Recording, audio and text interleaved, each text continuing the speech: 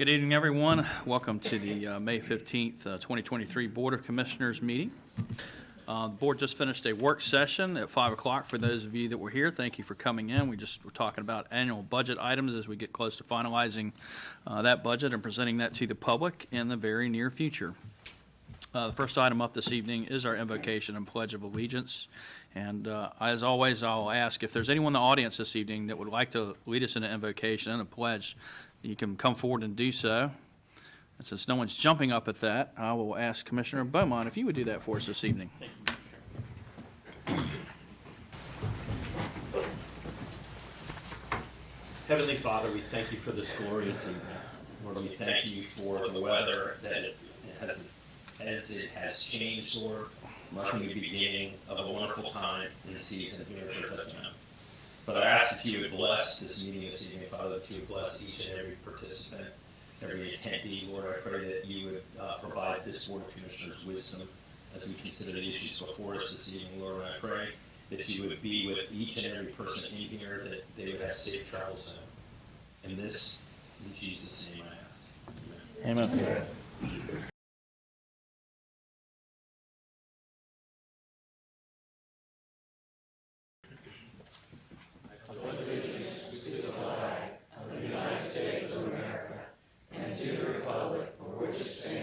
One nation, under God, indivisible, with liberty and justice for all. All right, thank you, Paul. All right, next up we have our Ethics Awareness and Conflict of Interest Statement. Our County Attorney, Ms. Moran. Pursuant to GS 153A-44, a commissioner has a duty to vote on matters coming before the board, but may be excused from voting on issues involving the commissioner's own financial interest, official conduct, or on matters on which the commissioner is prohibited from voting under GS 14-234 or 160D-109. In accordance with Chapter 2, Division 3 of the Currituck County Code of Ordinances, it is the duty of every commissioner to avoid both conflicts of interest and appearances of conflict. Does any commissioner have any known conflict of interest or appearance of conflict with respect to any matters coming before the Board of Commissioners in this meeting? If so, please identify the conflict or appearance of conflict. I spoke to the county attorney this week. My son runs North Beach Water Sports in Corolla. He's worked there for probably 4 years. Even though he doesn't live in my house, if something happened or whatever, it wouldn't pass, he might end up having to live back in my house. So, indirectly. So with that being said, he's like a upper level management, I guess would be his title there. So I think, I know Commissioner Etheridge had to do the same thing, reference to the sand mine. So I brought it up to Megan last week. We talked about it. She did some research, and so I'm going to request to be. All right, well, when we get to that agenda item, then I'll ask the board for a motion to allow you to recuse yourself because of a familiar tie to this. Okay. Thank you. Also on the Lotus Ridge, does not your wife, isn't she employed? If she was employed by him, I would have stated it. I didn't state it. She doesn't work for him. I've done zero work for Quality Homes, Allied Properties, LLC. I'm not going to have my character questioned in this meeting. So if there was an issue, I stated the first one. I didn't say anything about the second one for a reason. Thank you. Does she not, is she in Fusion Property Management? She is. She does not work for him directly. So, no, she doesn't manage any property that I've voted on in the last 5 years, nor will she. So I don't question you, so I don't appreciate your tone towards myself. All right. I'm just. If it would have been an issue, I would have brought it up, and I'm pretty sure I didn't. So thank you. Okay, little drum. All right, I too had some questions about, I don't know how many board members know this or not, but my family owned the Inn at Corolla Light, and I own the water sports business for over a decade that is before us this evening. So I had some questions as to whether or not I had a conflict of interest, had multiple discussions with the county attorney, and I basically got it okay because of the way that the language is spelled out. I have no financial ties with them whatsoever at this point in time, nor have I had any with them. So just wanted to put that out there, that I too have had some questions, and they were cleared up by the county attorney. So Next up, we have approval of the agenda. Do we have any changes to the agenda this evening? Yes, Mr. Chairman, I have an agenda amendment to the regular meeting, an additional budget amendment number 202-301-76 to the consent agenda to fund repairs to the Corolla Village Road handicap ramp, and to the Tourism Development Advisory meeting, an additional budget amendment number TDA 202-3025 to budget amendments to fund repairs to the Corolla Village Road handicap ramp. Okay, so I'll make the first one, item H, under consent agenda, and then the second item for the TDA budget amendments under the special meeting of the Tourism Development Authority. Can I have a second? Second. Thank you, sir. All in favor? Aye. Any opposed? Thank you. All right, next up is public comment. As always, you have 3 minutes to speak while you're up here. When you come up, please state your name and address for the record. And the first person I have signed up this evening is Ms. Cameron Lowe. Long time no see. Right. Good evening, everybody. My name's Cameron Lowe. I reside at 619 Idlet Road in Idlet, and I'm here this evening as your County Extension Director to speak to you in reference to an item on the consent agenda this evening, which is the proclamation of June 11 through 17 as Local Foods Week here in Currituck and surrounding counties here in the northeast of North Carolina. First off, I want to applaud you for prioritizing the promotion of agriculture and rural preservation in your 2019 strategic planning work. And I think that proclaiming Local Foods Week is one way that we can recognize our farming, fishing, and other food production industries here in Currituck County. So I'd like to take a moment and just read the proclamation if permitted. Absolutely. Okay. So the proclamation reads, whereas Coastal North Carolina Local Foods Week is being celebrated throughout the region June 11th through the 17th, 2023, in order to bring greater awareness of the nutritional, economic, and social benefits of local foods in North Carolina. And whereas healthy eating is vital to building a healthy regional food system in Currituck County, and addressing obesity and related chronic illnesses can be strengthened through greater consumption of fruits, vegetables, whole grains, and other locally produced foods.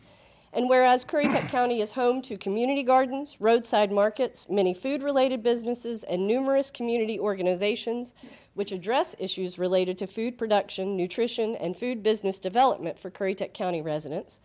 And whereas agriculture and agribusiness contributes $50 million in total income each year in Currituck County, providing a large share of the economic output in the county. And whereas Currituck County is supportive of numerous community initiatives to develop, expand, and strengthen a local food system which is accessible, resilient, and environmentally compatible and inclusive of all citizens.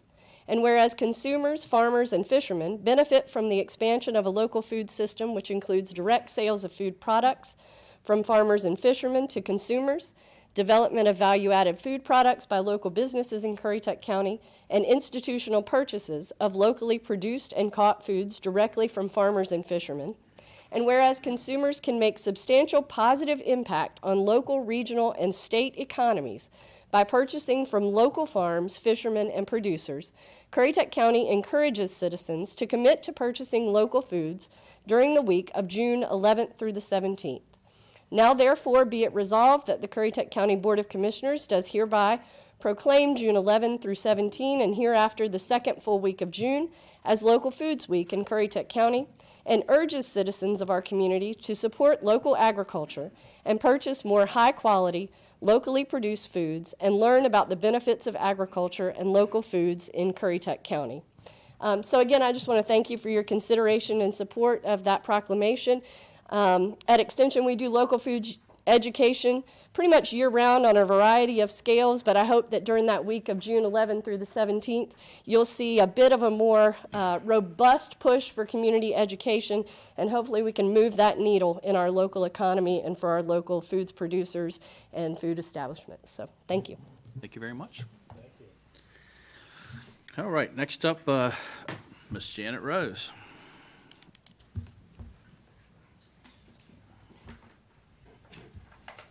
Good evening. Good evening. My name is Janet Rose. I reside at 212 Pointers Road, Moyock. I have a couple of things I'd like to talk with you this evening about.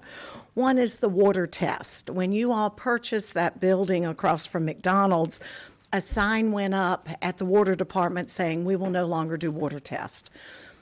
I have used that service many times, as have other residents in the county. People moving to Knott's Island, Gibbs Woods, Puddin Ridge Road, South Mills Road, just to name a few, do not have access to county water at times. So they need a water test oftentimes to get their loan to purchase a home.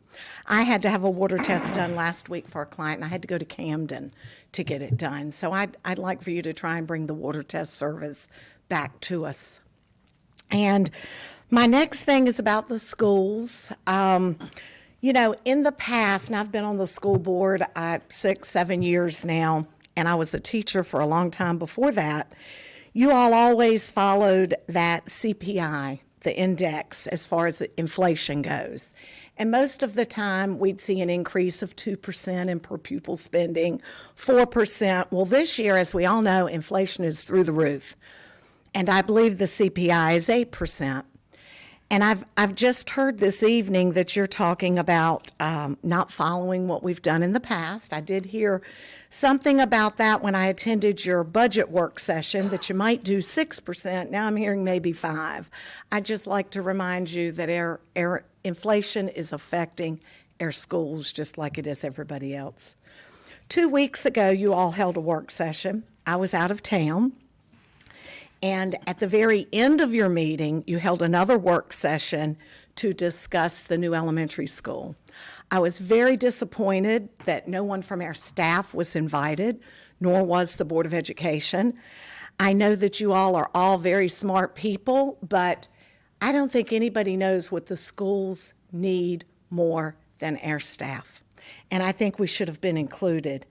We have had to struggle with overcrowded schools at the north end of the county. You kindly appropriated, you found the money to do an addition at Moyock Elementary, Moyock Middle. We're almost there. They're going to open this fall. We're going to be in good shape. We purchased land on Tolls Creek Road, over $800,000 for a new elementary school. We felt like things were moving in the right direction. And then at the work session, it appears that we're going to put that on hold for a year or two. I've spoken with just about every one of you. That is not the right decision. I think we need to move forward with that school, and I think it just wouldn't be wise for our children to do anything else. Janet, Thank you. We are. You're moving forward with the school? We were just talking about it in the work session. I think you were in here, right? I was not at this work Oh, session. this one tonight before the meeting. I was not here, so you're well, we telling are. me you're Yes. moving forward. Yes. We had some concerns about funding it and the tax increase that we're faced with. As you know, you were at our work session for that. So we figured out how we could keep it on track and on schedule and hopefully have it completed on time. Then I applaud each of you for doing that, because for the last 2 years, our elementary students at Moyock have had to have lunch in the classroom, and we've had 3 classes meeting in our library, teachers with students. So, you know, we've got through it. Those teachers up there are hard workers, but we need that new school. Well, it's coming. Thank you. All right. Next up, we have David Estee. Is that correct?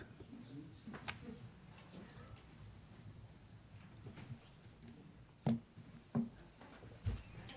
evening, sir. If you Good would evening. give us your name and address for the record, please. My name is David Estee. I reside at 563 Puddin Ridge Road in Moyock.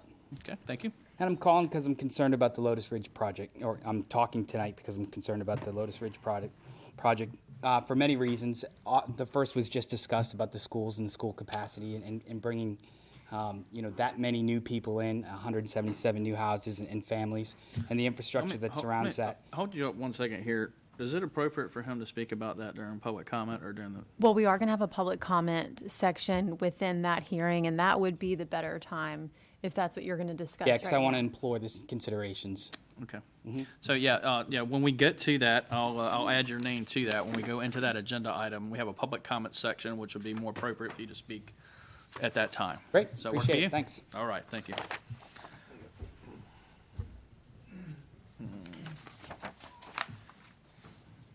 Oh, you're on it.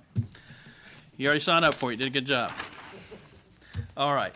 I don't have anyone else signed up for public comment this evening. Is there anyone in the audience that did not sign up that would like to speak this evening? All right, seeing none, I will close public comment and move on to commissioner reports. Hopefully we can get through this quickly tonight. We've got a lot to cover. I'll start off this evening. Very briefly, we had a Corova resident pass away, Miss Betty. She was a big part of the Wild Horse Advisory Board, and for those of you who don't know who that is, what that is, it is a board comprised of civilians, the county, the Corral Wild Horse Fund, the federal and state governments, and basically they come together and have designed how the Wild Horse Fund operates to protect and preserve our horses over in Corolla. She was an integral part of that and active with the Horse Fund.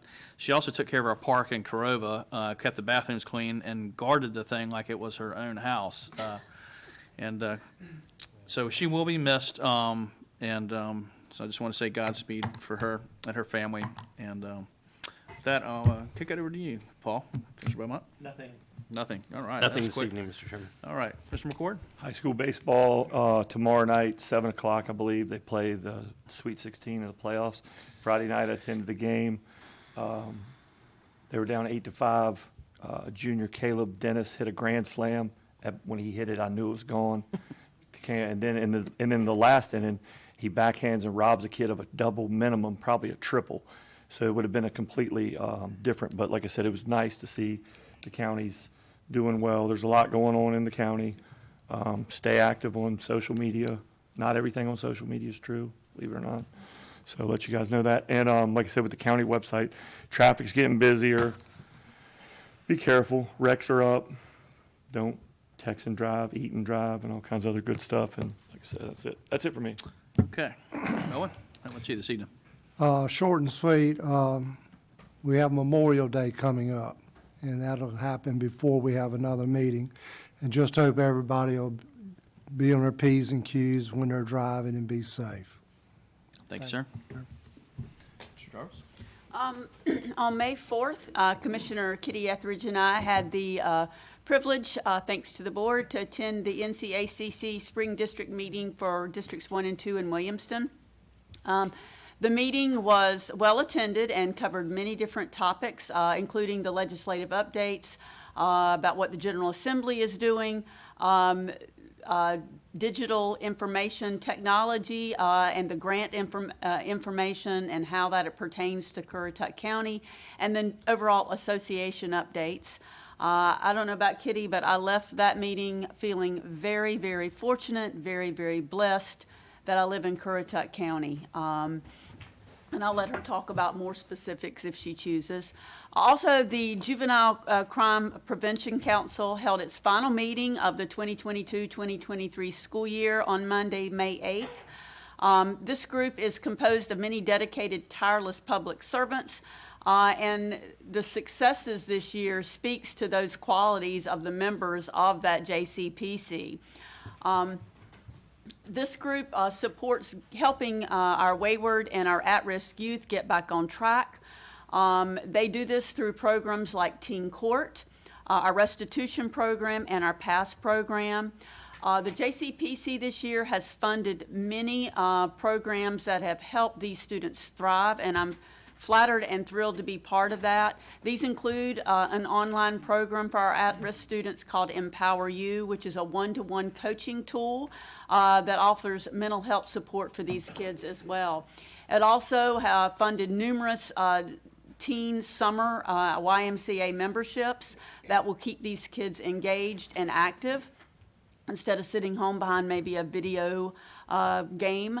It also helped this year with Operation Santa in our county and numerous other resources this group has been a part of. So it was a successful year, and I look forward to being part of this group next year. And then just on a personal note, I want to thank the many citizens of Lower Currituck that have reached out to me. I appreciate your reaching out. I do try to listen to what you say, and I just want to say when people contact me and give me opinions, it really helps me make better decisions, and I appreciate that. Thank you. And I can back that up because she told me today about her cause this weekend. So we had some discussion as well. Ms. Kitty? Thank you, Mr. Chairman. I, too, attended the meeting that Ms. Jarvis is speaking of, and it is important to belong to the association. And I think one of the most fascinating facts that I came back with was from 2001 to 2023, the monetary benefit for Currituck County alone was over $8 million through the work that the association's done with the legislature. On May the 11th, I attended the ABC board meeting, and our board is very excited about the progress of the new store that's going up in Corolla. And I don't know if during your comment, Mr. County Manager, if you could give us a report about the store. I know that everybody's excited to see some of the work start happening then. And speaking of new things, if you've been in any of our local ABC stores, you've noticed a new point of sales equipment that they're using. And with everything that's new, there's always a learning curve. So we ask you to please be patient with the store clerks. We're just very blessed to have the people that we have working for us. On Wednesday, I'll be attending the Social Service Monthly Meeting. And our director today gave me some facts that I find really unbelievable. We're in need of foster and adoption families here in Currituck County. Currently, we only have 6 licensed families in Currituck County, and that's not enough for the children who need our care. If you're interested in becoming a foster or adopted parent, they're having an informational session which will be held virtually on June the 6th at 6 p.m. If you'd like to participate, you can contact Tiffany Sutton with the Social Service Department at 232-3083, or you can email her at tiffany.sutton@currituckcountync.gov. And we hope that some people will reach out and attend this class because we are in need of a lot of families to step forward and help with these young children who need our care. And last but not least, don't forget that the Senior Citizen and Social Service Department will be partnering with the Albemarle Commission on June the 9th for an elder abuse walk, which will take place in Elizabeth City to bring awareness to elder abuse. There will be vendors and speakers at this event with information for the general public. That's all. Thank you. Thank you. Mr. Barrett? Thank you, Mr. Chairman. Just 2 school-related issues. I'm going to just piggyback 2 on sports. I used to coach soccer in the school system, so it's I keep focused on the soccer teams. And our girls' women's soccer team has a game. I believe it's this Saturday at the Heights. It's a home match. I think it's at 4. Yes, but I believe they have a game Saturday at home. So, anyways, go out there and support your sports teams out there. Our school system has been doing well in sports, and I know they appreciate seeing people out there supporting them. And next, I know I hear talking to people out there, and we hear it all the time about students finding jobs in the county, or having careers for our graduating students in our community. And tomorrow, and I know there's some school people here, so if I'm wrong, correct me. But tomorrow at 2:00 p.m., the high school is actually honoring, I believe it's 9 students, and it's called the Career Signing Day. It's where these individuals are signing up, either have a job or getting ready to right out of high school, going through the CTE program. It's got them prepared for it. And I will be attending because I will have one of those seniors working for me after they graduate in the HVAC field, that he went through that. He interned with me last summer, and he is eager and ready to work in our community. A nice paying job for this young individual.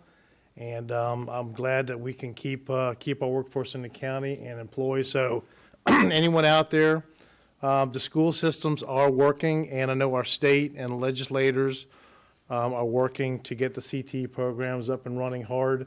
And any support that you can give them in the schools in that program, and other employees out there, I'll challenge you to reach out and stay active in that, intern where you can, to help career paths for these individuals out there. So I'm excited about that, and I'm excited for this individual.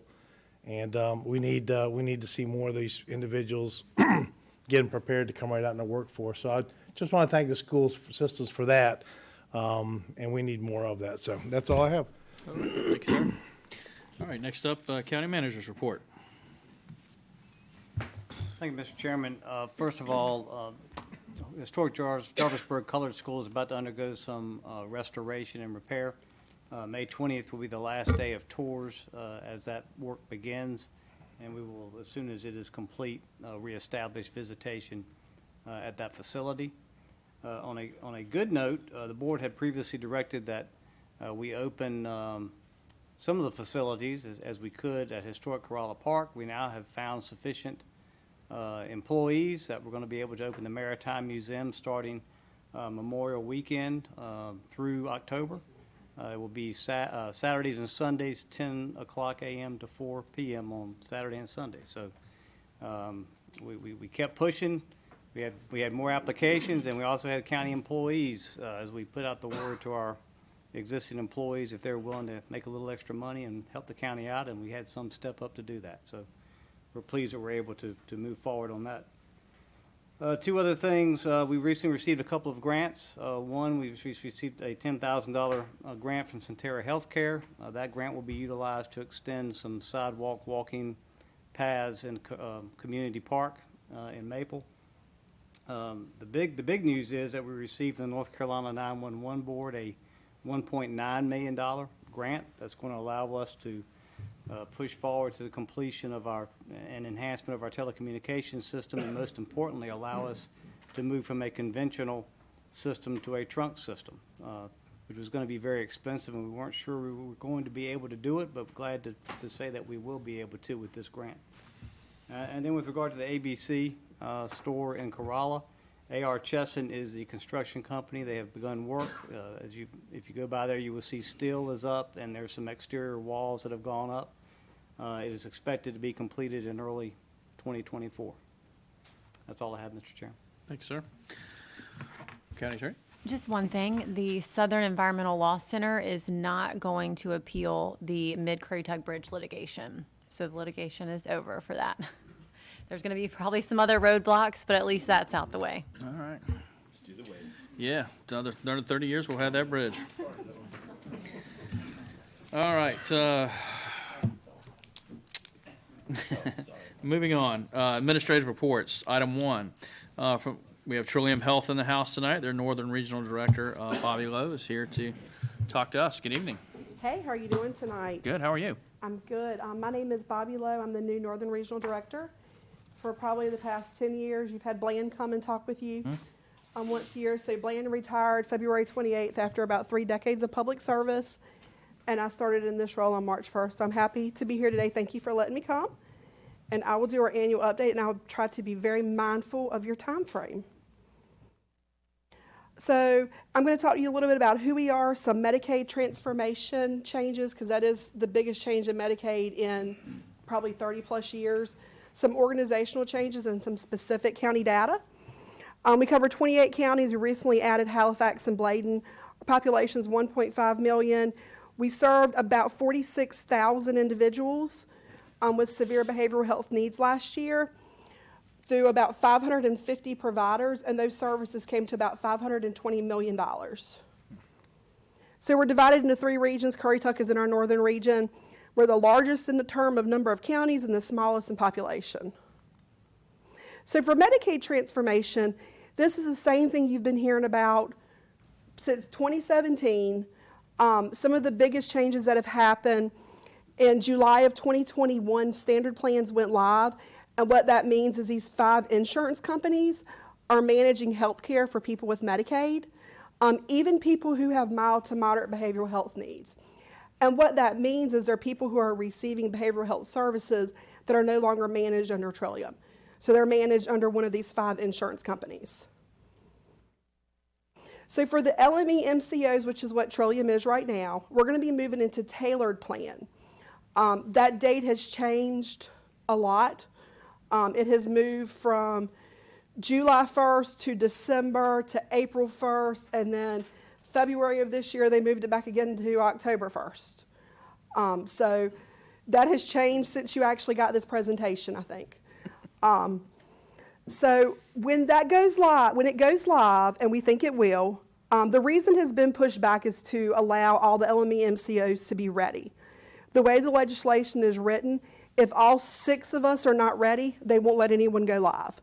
And that's just the way it's written. We have had lots of reviews for that, and we have pretty much met our benchmarks. So at Trillium, we're ready. We were ready to go live in April. So we will continue to be ready in October. The biggest change with this is we have managed mental health, behavioral health care for years. We're going to be bringing into care medical care and pharmacy care. So for individuals who have the most severe behavioral health needs, substance use, intellectual and developmental disabilities, we're going to be managing their total care. We've always supported these folks for mental health, so it will be new with us covering their physical health care as well. Was that, I'm sorry to interrupt, was that something that was put on you guys? So it was the way legislation was written around Medicaid transformation. Medicaid transformation broke out people who have mild to moderate or no behavioral health symptoms, and they're served under the insurance companies. Okay. For individuals who have those more severe needs, we're able to become a tailored plan and serve all of their health care needs because we've already been supporting this population. These are the people we've been serving for 3 decades anyway. Okay. And so our population isn't changing drastically, but what is changing is we'll be covering all of their health care, and people who are just receiving basic services, that's not going to be under us anymore. It's through those insurance companies. Okay, thank you. The good thing with us doing it is that we're still your local people. We have staff who live in all of our counties. We're familiar with our counties, and we understand our counties a little bit better than probably like a private company that's not familiar with our neck of the woods at all. This will be our region. We're the light green. It's not changing at all. We'll still manage these same 28 counties as of today. So we started doing some care management December 1st. That was a soft rollout that's tied to the tailored plan. We're working with pharmacies now. We have over 2,000 pharmacies contracted with us. We have to have staff to oversee contracts with 2,000 pharmacies, and it's thousands and thousands of physical health care providers. So it's the doctors, the cardiologists, the hospitals, the OT, the PT. We're contracting with all of those individuals. So we will be managing that payment. They'll be, billing us for that, authorizations through us for all of our population. We've had some staff changes to get ready for this. We've brought in community liaison coordinators. So we have staff who work specifically in each county, and they attend community meetings like you were speaking of JCPC, and any of those community meetings we actually try to participate in to continue to have a local presence. We're working with one of the standard plans because physical health care is new to us. We're working with a standard plan, Carolina Complete Health, to help us get ready for managing physical health care. We're also bringing in population health into care management. So they're looking more from a population standpoint of how do you treat certain diseases and certain conditions to help as many people be healthy as possible. We've had some major changes to our call center. So we still have our 24-hour crisis line. That hasn't changed. That's staffed by licensed clinicians any day of the week. We have added a pharmacy line. Because we're managing pharmacy benefits, our members need to have access to questions about their drugs. So we have a pharmacy line. We've added a provider line that's specifically for those providers of services. And we've added a nurses line. With our care management, I just really wanted to point out we have an ED disposition team now, and they work directly with all of our EDs when people are in the emergency room on what their disposition might be or what options are out there for treatment after they leave. We also have DJJ team now. We actually hired, we looked up, we hired the chief court counselor from District 1, and he now works with us as our DJJ lead. And so that helps us work really well with juvenile justice because he speaks their language, and it will be a great liaison for us. A couple updates. We did some opioid settlement. We got some opioid money too, and so with our money, we just put it out there for grants. Albemarle Regional Health Service has gotten some, and they did some lock boxes and things like that. We will continue to distribute naloxone kits. I'll probably be calling you in a month or so with some Narcan to see where it should go in Currituck. We also have been doing some co-responder pilots, and that's where we're putting like integrated family services, mobile crisis staff in with law enforcement or social services. And so that's something new we're looking at doing in different areas. We also just had the grand opening with New Hanover County of the Healing Place. And so I know that Wilmington is not real close to Currituck, but it is an 18-month long-term recovery that is led by peers for people who are recovering from addictions. And it's for anyone in our 28 counties are able to access that. And it's not just a 3 or 4 day stay. People stay 12 months, 18 months. It's much more of a long-term option for people. So for Currituck County, we serve 512 folks, 374 for mental health, 122 for substance use, and 69 for intellectual and developmental disabilities. That's all I got. Questions, comments? Selena, I want Commissioner Jarvis to know I did invite Bobby to the next opioid crisis meeting she's going to attend. So, as part of Trillium. All right. Definitely. Well, I guess that's it. Thank you very much this evening. Appreciate All right. it. Appreciate I'll you try to coming out. keep it Thanks for your quick. time.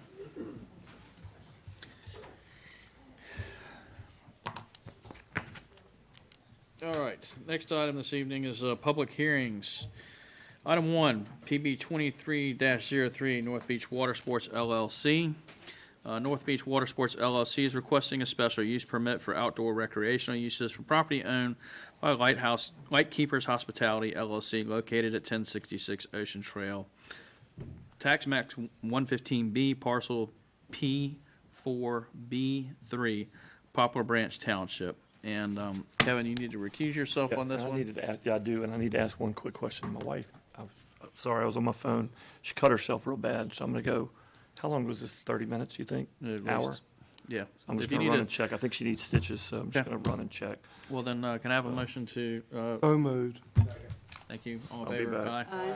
Thank See you you. when you get back. No rush. Take care of your wife.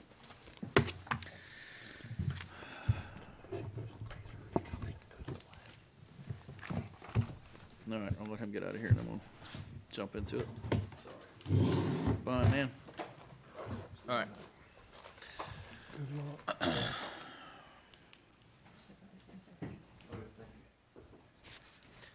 All right, as this is a special use permit, we have to swear in anyone that's going to be involved with this. So anyone that's going to be involved with this, North Beach Water Sports, from North Beach Water Sports, is going to be testifying, needs to come forward and get sworn in.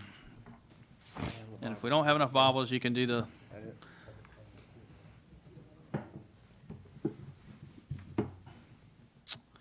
All right. If you would all raise your right hands, please. You all solemnly swear that testimony you're about to give will be the whole truth and nothing but the truth, or help you God. Thank you. All right.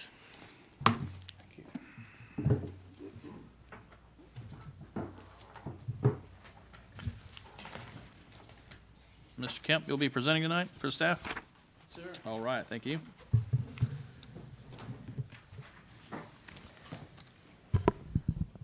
All right, thank you, Chairman, Vice Chairman, members of the Commission. As you heard, this is a special use permit for outdoor recreation. Just to give you an idea of where the site is in the northern part of Corolla. It is on the west side of Ocean Trail. More specifically, the applicant shares a property with the Inn at Corolla Light. You can see the property there. The property is zoned SFO, Single Family Outer Banks, and is in the Corolla Light PUD. Just to give you a little background on the request, the applicant is currently operating under a special use permit that was approved on June 7th, 2020. This use permit allows for the operation of a 15-passenger tour vehicle, and the rental of 8 jet skis. I will note that they are no longer doing the horse tours that they were originally with this use permit. What this use permit does is it modifies the activities that are permitted. What it will include is wave runners or jet skis, kayaks and stand-up paddle boards, parasailing boat, pontoon boat, and boats pulling bananas or tubes. The Imagine Currituck plan designates this site as well as the surrounding area as G2 controlled growth. There are several policies to consider in the evaluation of this request. They are found on page 6 of your agenda packet, but I will summarize them briefly here. There are land use policies. 1.3, consider community character. 1.4, protecting the uniqueness of the county through preservation of open space, wooded areas, and water views from the road. And 2.1, encourage businesses to coordinate site design, including parking and access. There are Parks and Rec goals and policies. Goal 1, to improve the public access to resources, including ocean and estuarine shorelines. And Policy 1.5, provide public access to recreation and natural areas. In the general Corolla land use policies, 1.4 talks to continuing to improve estuarine shorelines and beaches, and 1.7 to minimize commercial strip development and maximize traffic moving capabilities, encouraging commercial development to cluster. And finally, Corolla G2 policies are to 2.1, concentrate commercial development in existing nodes, and 2.2, encourage PUDs to develop according to the master plan. Shown here is a site plan of the existing site. There are no proposed changes to the site plan with this application. What you should really focus on in this is the parking area. There are 50 spaces provided on the site. The TRC reviewed this application and identified really parking as the key concern. As a result, the applicant did submit a shared parking study, and I just wanted to go over here the applicant's response to parking and how they intend to handle it. So the first condition they suggest notes that there is a shared parking agreement. The second speaks to what is permitted and the maximum capacity for each, and it talks to this as a matter of how many seats each use has. The third, this lists the individual activities included, which I went over before, but it also includes how many seats are with each. So jet ski would have 2 seats per watercraft, a kayak or stand-up paddleboard, 1.5 seats, parasailing boat, 12 seats, a pontoon boat, 10 seats, and a boat pulling a banana or tube would have 6 seats. So this is the mechanism they use to calculate the parking through the parking study. Moving on, the fourth condition talks to the operating hours, which is from the first to the last reservation, but really it's from 8 a.m. to 8 p.m. The fifth talks to addressing the peak times, which for this use, for the outdoor rec use, is between 10 and 4. And at this peak time, there are 100-seat capacity. 6 talks to really addressing the peak time and staggering the number of seats so that when the motel-hotel use is more intense, there would be less seats available for the outdoor recreation use. And it's shown here, I won't read them, but it's shown here the times and how many seats between each hours would be available for that use. The seventh condition notes how the applicant is going to manage the parking. They will not reserve in excess of the set limit they have. They will encourage employees to carpool. They will encourage guests to carpool, drop off, or pedestrian, basically other ways other than cars to get to the site. And then lastly, they will provide a parking attendant. This will assist into where to park, as well as when guests come without reservations, checking whether there is, in fact, capacity at that time. The last condition they provided was to give an annual report to the Development Services Department, giving the quantitative figures for parking, and if there are any issues, what they were and how they solved them. So with that, I'll remind you this is an evidentiary hearing, and the burden is on the applicant to prove that the proposal meets the 4 standards shown here on the screen. And I will stand by for any questions before we hear from the applicant. Anything from the board? I'll invite the applicant's representative. I have Walton Burkmeyer signed up, Is that right? Berkheimer? Good evening, Commissioners. My name is John Morrison. I'm an attorney with the Twyford Law Firm in Moyock and Currituck. I will be representing the applicant and its witnesses. They have all been sworn. Yep. If it would be permissible, I would like to begin with Mr. Foy. Yes, sir. All right, sir, if you would, please give us your name. My name is Greg Loy. And Mr. Loy, how are you currently employed? Well, I'm retired from local government. I guess I served Currituck Hills for 30 years as a planner and did some consulting work before that. And now I have a captain's license and I do some seasonal work with North Beach Water Sports. So I've got kind of a dual interest here. You have assisted the applicant in planning this process? Yes, sir, I have. All right, would you give us your educational background, please? Well, I have an undergraduate degree at East Carolina and done some additional study at the Fine College of the Albemarle and also at Harvard University. All right. Where is Harvard? It's in the Cambridge, Massachusetts. It's not going to come much way. Yeah. Well, we don't know where it is. It's north of the Mason-Dixon line. It's way north. It's way north. The other side of Richmond is Duncan. Okay. Now, sir, do I understand you were in fact a city planner for some period of time? 29 years was the city planner for Currituck Hills. Yes, sir. Okay. Are you familiar with Currituck County Unified Development Ordinance? I am. Okay. Are you familiar with this project? Yes, sir, I am. How is it you're familiar with this project? Well, as far as the project goes, both from working at North Beach Water Sports and having a unique aspect of understanding it over the last 6 years, and from reviewing the county's Unified Development Ordinance, reviewing the county's land use plan and the Vision 2040. All right, sir. Now, you, based on your training, education, experience, you are familiar with the issues before the county tonight, like public services, harmony with the area, safety. Yes, sir. Okay, long-term use plans. All right, sir. Now, I believe you have prepared a brief presentation to give the commissioners to explain what's going on. I can do that. Yes, sir. Now, but the big deal is the footprint is not being expanded. Correct. Okay, and the character of the business is not being expanded except to the extent they're going to provide different or additional recreational opportunities. That's correct. All right. With that being said, go ahead. Well, thank you, Mr. Morrison. I've already introduced myself, I guess, and I'd like, first of all, to thank the staff. Thank you, Jenny, for your help, and of course, Ms. Morgan, rather. And I guess the clerk to the board has helped me too, so thank you very much for your help in moving through this process, which is not a really easy process. It can be a bit cumbersome, but it's my first time doing anything for Currituck, so that's part on me too. I'll try to be as brief as I can because I know you guys have a lot to do tonight and want to go home. I've been here since shortly after you arrived. Basically, what we have here is an application that really would be an update to an existing special use permit.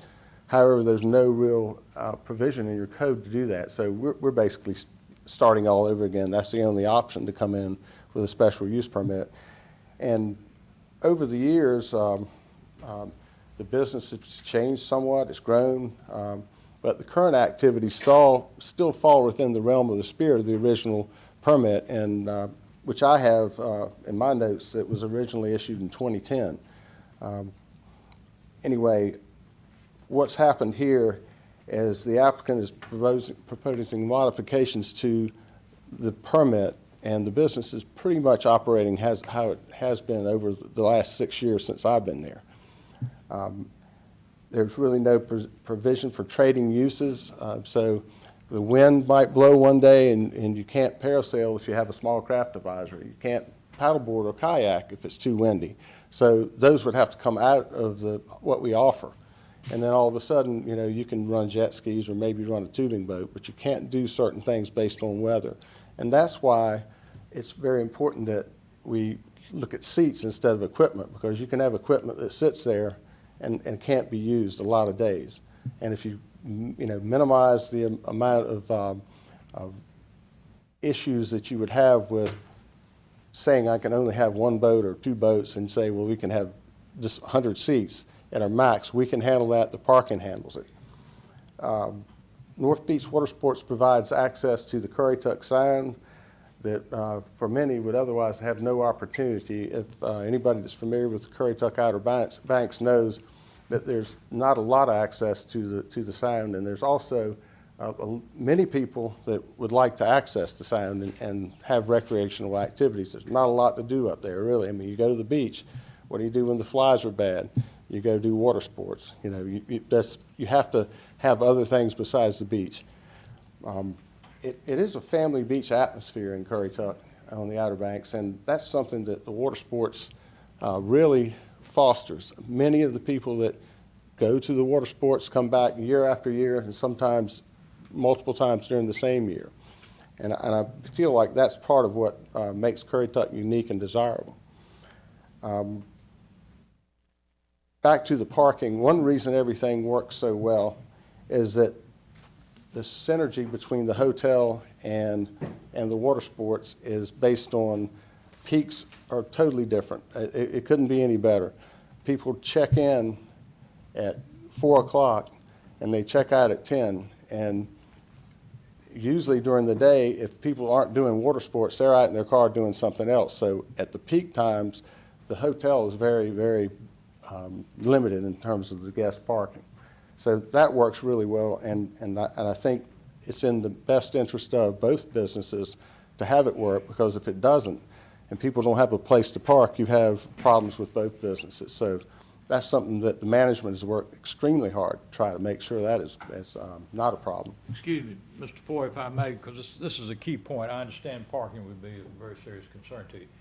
All right, so we've got the Coral Light Hotel, and right in back of that is the pier and the business of the water sports, right? Yes, sir. Okay.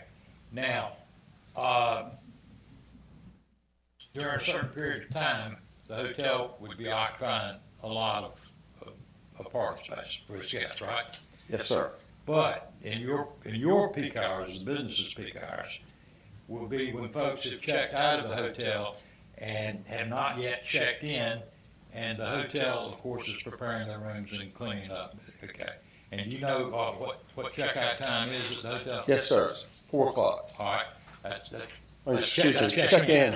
Check-in's at 4 and check-out's at 10. 4 o'clock it'll start getting business, and check-out is at 10. Correct. So from 10 to 4, the hotel's not much of a factor in terms of parking space. No, sir. And that would be the peak operating hours of the water sport business? That's been my experience, yes, sir. Thank you. Moving on, trying to address the parking, and they've gone to extraordinary lengths. They have a water taxi that they bring. A lot of the kids that work there are your high school kids, and they come from the mainland. So they have a water taxi that'll bring them across one of our boats. We'll bring them across in the morning and take them back in the evening. And that really takes a big dent out of the employee parking, because, number one, it lets them sleep about an extra hour because they don't have to get up at the crack of dawn, drive all the way on that bridge that's not being built for 30 years and come back up. So that really helps a lot. And they can come on a 12-passenger craft, so we can carry just about all our employees if we needed to. The parking attendant, that's another self-regulating point that Mr. Kemp made. I believe that that's very important because, as he pointed out, if there's a parking shortage, or if people coming in, they don't have a reservation, they can easily be turned away, and so we don't have traffic jams and problems with people trying to park where they can't park. Let's see. Also, one thing that I'd like to bring up here too is that the North Beach Water Sports, that this business has filled a gap in emergency rescue, and there's no, Currituck County, as far as I know, doesn't have any boats. They don't have any up there. And if somebody gets in trouble on the Sound in their personal craft or in their personal kayak, or if they're swimming up there and they get in trouble, we have boats that have assisted, have saved lives, and will continue to assist. We have retired Coast Guard captains that are part owners in the business that actually keep in touch with the Elizabeth City Coast Guard, and that really helps foster the safety of that area. And safety is the first job. It runs deep in the organization, and it's paramount during the daily operations. You'd expect nothing less from two retired Coast Guard owners. Anything else from me, Mr. Morrison? Or Yes, sir. Are you familiar with the application that was submitted here and Yes, sir. submitted with the staff report? Yes, sir. And you've reviewed both? Yes, sir. And you contributed to the application? Yes, sir, I have. All right. All the Many facts, are all the facts related in the application and determined by the staff or appearing in the staff report true based on your training, education, experience? Yes, sir. All right. I would move to introduce the staff report into evidence. Thank you. Thank you. I have no other questions. Of course. Thanks for letting us speak this evening. We appreciate it. Thank you. Thank you. Your building. All right. I didn't hear anybody Appreciate say, it. tell me to sit down yet. So, do you actually work for them Yes, as sir. well? You do. Okay. So, Part-time, I'm trying to enjoy my retirement from municipal government. right. Except when you have lawyers bugging you. Uh, Yeah. You go ahead. Right. So, you said that you have employees coming over by boat. Sir? But so, how many employees? I don't remember catching it in the report, but how many employees actually are employed by North Beach Water Sports? Do you know? I'm not sure exactly. Peak employees, what it's going to be. So we have someone from. I think it may even be in the report somewhere. In I didn't catch it. That's why I I'm bringing think it up. Pete may have that when you come up. I think that's in his part of the presentation. Yeah, the park. Okay, so the parking study doesn't get into that. How many employees there actually are? I didn't see anywhere in the report how many employees there actually are, either at the inn or for this I would- business. Excuse me, I would defer to Mr. Berkheimer when he makes Okay. his presentation to answer All that, right. because he did the study. Inquire of him right now, for the commissioner, if you want. Well, we can wait till he comes up. He may address that when his presentation. I was just wondering. First, did you work for them because you kept saying we? So Yes, sir. And okay, so then those are probably better answered by someone else. You do not? Do you work in the inn as well, or just help out with the water sports stuff? No, sir, I'm managed to stay clear of the end. No, that's good. Good man. I got out myself too. So, okay. Any questions from the board? All right. That's it. Thank you. Thank you. Call you next.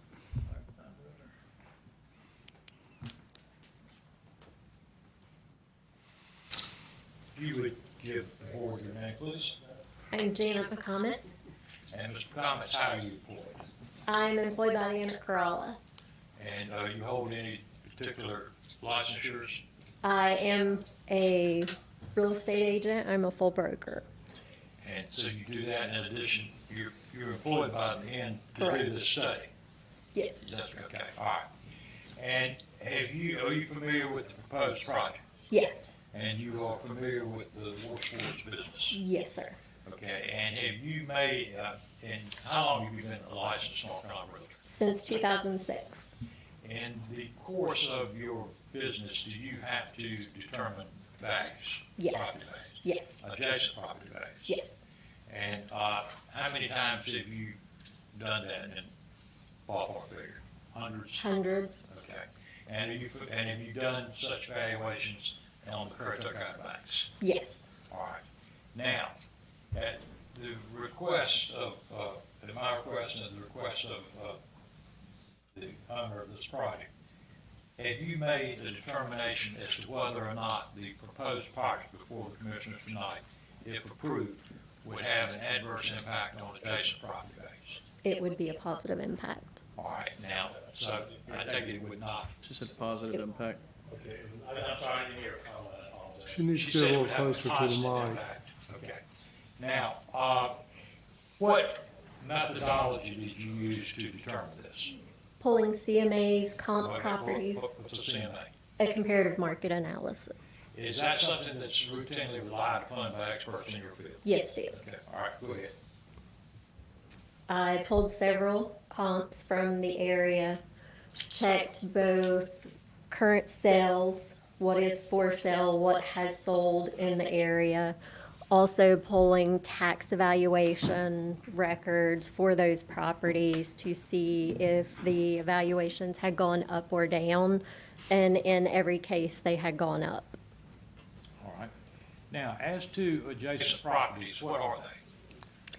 You have several, mostly it is residential, single-family homes that are rental properties.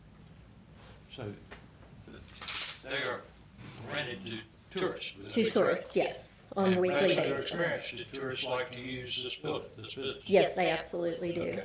So based upon your experience as a realtor, does it increase the value of these rental properties in that there are recreational activities immediately available to their clientele? Yes, sir, it does All right, increase. continue.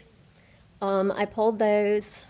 I looked at just to see if the values did go up. All values did go up in all the comps that I pulled, which were random comps from the area immediately around our property. All right, now there's an ice cream store, some commercial entities close by. too. Yes, sir. Tell us about those. Across the parking lot, you have a horse tour, you have an ice cream shop, and you have bait and tackle. A lot of the customers who do visit the water sports go to those places to purchase different things for their rentals, or they go to get ice cream after a day or a couple hours of water sports activities. You have people who rent pontoon boats that go across the parking lot to get supplies for fishing, crabbing. All right, now there was a community meeting about this project. You Yes, remember that? yes, And we only had 2 people from the public that participated. correct. Are you familiar with what their comments were? Yes. Please share this. Both were positive. One person who showed up was actually at the meeting, was very positive about the area and how it impacts the area that we're in. The other was a letter from a homeowner who is closest to the property, who said that they very much enjoy seeing people out there having fun on the water. That would conclude my questions, but don't you dare sit down until these gentlemen up here. All right, thanks, sir. As they say in Washington, Mr. Chairman, I yield my time. Thank you. Anecdotal, have you seen any properties decrease in the last 2 years? No, none that I It- pulled. Not anywhere, not just there, Not- anywhere. yeah, Okay, no. So, yeah, I didn't think so. That was my big question, just to throw it out there. Any questions from the board, from this witness? All right. Thank you very much for your time this evening. Thank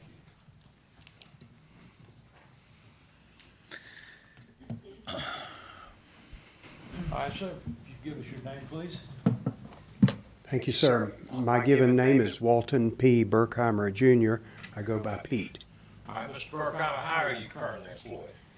I'm an engineer associated with the firm American Engineering Associates, headquartered in Charlotte, but I work out of the Chesapeake office. And you say engineer, you're a civil engineer, is That is correct. All I right. usually am pretty civil. Will you give us your educational background, please? I hold a Bachelor of Science in Civil Engineering from North Carolina State University many years ago, longer than I like to admit, 1969 if anyone's counting.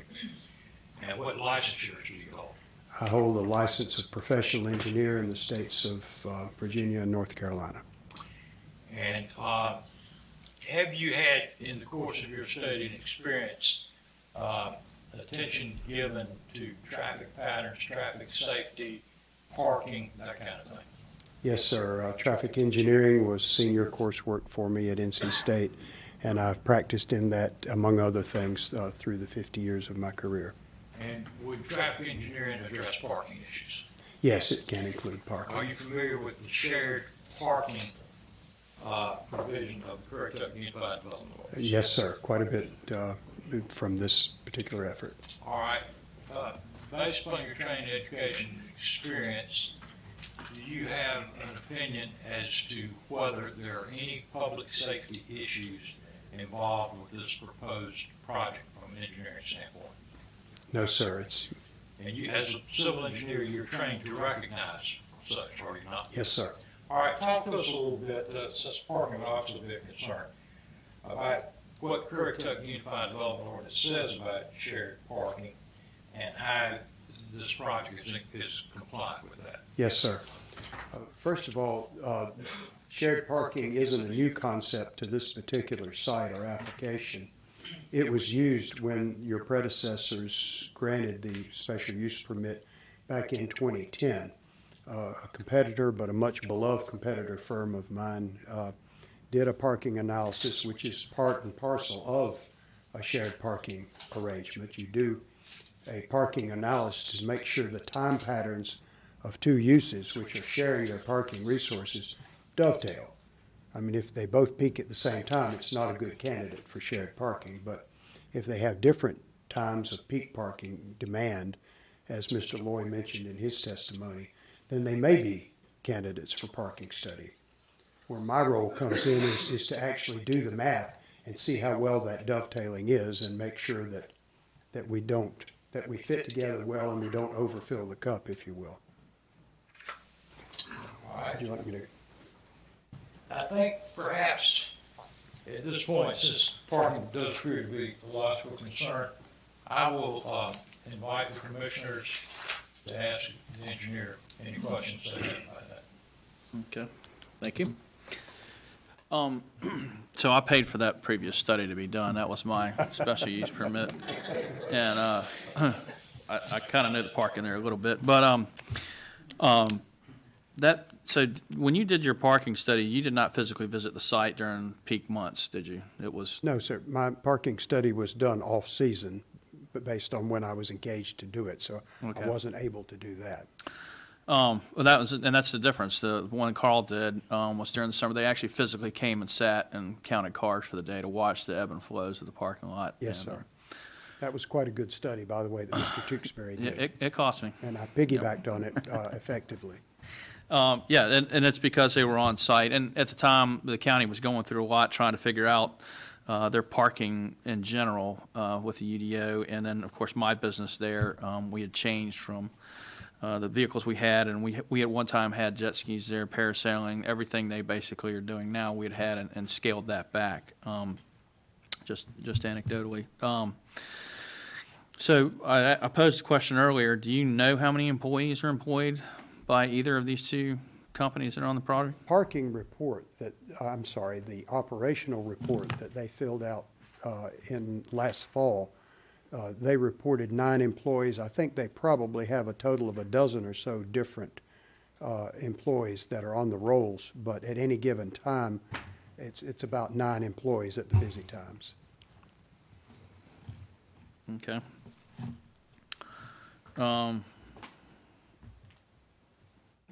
Checked off. What about time overlap? So you've got, you got your people renting water sports equipment, wave runners in this case, and they go out for an hour or a half-hour rental, depending on how long they rent the thing. Did you factor in any time overlap for the inbound traffic? So the next renter, right, they're renting over every 30 minutes or every hour. You've got to have people there ahead of time to get them out on their hour. Was that any consideration? I didn't see it called out in the report. We didn't mention it specifically in the report, but I did give a good deal of thought to it, and I talked to the owner-operators of it. Most of the time, it's not a factor. There's an extra space or two available for somebody who comes in a little early, and there's maybe somebody else who should have gotten out of there 5 minutes ago, but he or she didn't. Mm-hmm. But so it does happen, but that's one of the aspects in which the parking lot attendant really comes in when they're at peak times. He helps resolve those issues. Maybe the person coming in is eased over into a grass area temporarily until they can shoo the person out who's running a little late. Well, you bring up an interesting point, because I've been by this property many, many times, and I have seen at times as many as 10 to 14 cars parked everywhere but in the parking lot. And that's why I asked if you did a study during peak times, because what they were doing was not working. And that, I think, is the reason that we're here tonight, is that county staff had seen it or maybe received a complaint, and it prompted them to come in. And I actually suggested to the owners that they do a parking lot study to help figure out, what's going on there. And May I ask a question? yes, ma'am.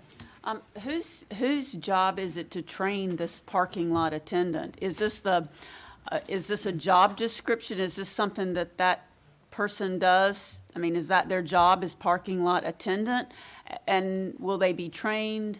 I mean, how do you make sure that this parking lot attendant knows what they're doing? Madam Vice Chair, the owners of the operation will be responsible for all aspects of complying with the conditions of this special use permit if y'all see fit to approve it tonight. I expect that person will be normally associated with some other duty, but if we get into a parking crunch, if you will, that person will go out and will do the several things we mentioned in our application that it takes to make sure there isn't a parking problem. And sadly, but sometimes the answer is no, sir, or no, ma'am, we're full right now. We'll be happy to have you call us later, take your reservation, or put you on a list, but right now we can't accommodate you. And that's much better served up in person than by having somebody have to get out and walk up to the kiosk and find that out. It's better served by a parking attendant. When you said 9 employees, is that for the water sports, or is that in total on the property? That's for the water sports operation. The water sports sir. only. So do you know how many of the N employees? I don't. And to a point that was raised earlier, if I may, some ordinances in jurisdictions where I work have a hotel-motel parking ratio that is X spaces per room, plus one for every employee on the largest shift. Currituck isn't one of those. Currituck's formula is just a space per room. On the theory that at any given time, you almost never have all rooms full, and when they are all full, the employees are gone. Right. So we didn't take employees into account in the study because the county's generation ratio doesn't factor in employees directly. It factors it in. It just factors in the rooms. And that, to me, would seem to be accurate if it was just one business there, right? You just had the inn. Yeah, they have a checkout time at 10, and you have, and most of the staff leaves, most of the visitors to the hotel leave during the day. They go out to the beach, they go wherever. Exactly. So in that situation, that would be okay, but now we're talking about we still have to have staff on site to do things like the cleaning of the rooms, preparation. So Absolutely. That's a number that hasn't been accounted for, is why I'm asking. Seems to be working, though. Well, you haven't been there. No, I've been there. I just hadn't been there in the connection as Right. their engineer. Okay. Anything? I'm good right now. Okay. I do have a question. You're Yes, ma'am. talking about people checking out at 10 and checking in at 4. Most of the places that are resort-type hotels, I thought you had to stay more than one day. So I would think there would be a lot of people who would stay 2 or 3 days. And Yes, ma'am. therefore, you need to account for that in the parking Sure, spaces. but if you come to the waiting room to heaven, which I count the Outer Banks to be, you don't come to sit in your room. You come to go out and take in the horses and the beach and other activities, I would think. Well, we were talking about the people using the trolley to get down to Yes, the ma'am. water sports, so why wouldn't they take, the people who are staying in the hotel, take the trolley to go book a horse tour? They might, but overall, the multimodal nature of this site, the trolley, the pedestrian ways that you've gone to great lengths to make happen, other factors like that, cause the overall parking need to go down. The generation rates, the percentage of peak generation rates that we used were the same as Tewksbury. Carl Tewksbury of Kimley Horn used 13 years ago. We didn't adjust those. We basically used those of his. And that prevented us from actually being able to take numerical credit for things like the water taxi and things like the trolley and things like the pedestrian way out front. That was our factor of safety, which was one of the reasons in our original ask of the staff, we asked for 120 seats of capacity. And that did show us exceeding the 50 parking spaces by 2 or 3 for brief times. They had concerns about that. We tried to cite the other factors as subjective factors, and they weren't hearing it. And based on that, we reduced the ask from 120 down to 100. Okay. Anything? All right. Nothing further. Thank you. Yes, sir. Excuse me, sir. Based on the questions you received, has anything changed your opinion as a licensed civil engineer versed in traffic safety and parking issues? No, sir. It is your opinion as an expert that the applicant has complied with the UDO? Yes, sir. All right, thank you. That would be our showing. I would like to sum up if that would be helpful. Yes, sir. Would you like to do that? I don't have anyone signed up for public comment this evening, so let me just ask the room briefly if anyone came in. Did anyone show up that did not sign up for public comment that would like to speak to this agenda item this evening? All right, and seeing none, then I will close the public comment portion. Have at it, sir. Thank you, Mr. Chairman and Commissioners. I compliment your safety concerns. It appears to be the only real issue here is parking. I respectfully remind you, you are a quasi-judicial board, which you obviously realize very intensely. And whether or not there be a safety issue over parking, I suggest would require expert testimony. And the only expert that has testified before you, you do not have to believe that expert. That is true. But I see no reason not to. So the only evidence before you is that there has been compliance with the UDO on the issue of parking. Obviously, this is not going to put children in the school system or require more fire protection. The essential services may even help, has been indicated. And finally, I'd like, I realize you could have different parking issues from year to year based upon tourism. Currituck is, of course, a complaint-driven department on compliance with the UDO. And if someone comes and complains to you, it will be investigated. And I don't have any reason to believe that these folks who have a long history wouldn't address that complaint right away. They would take care of it. They haven't had, to my knowledge, anybody get hurt up there as a result of parking. You've got a shared parking ordinance, expert opinion, they're compliant with it. I would suggest that should satisfy you. And thank you again for the courtesy you've shown me and my clients. Thank you.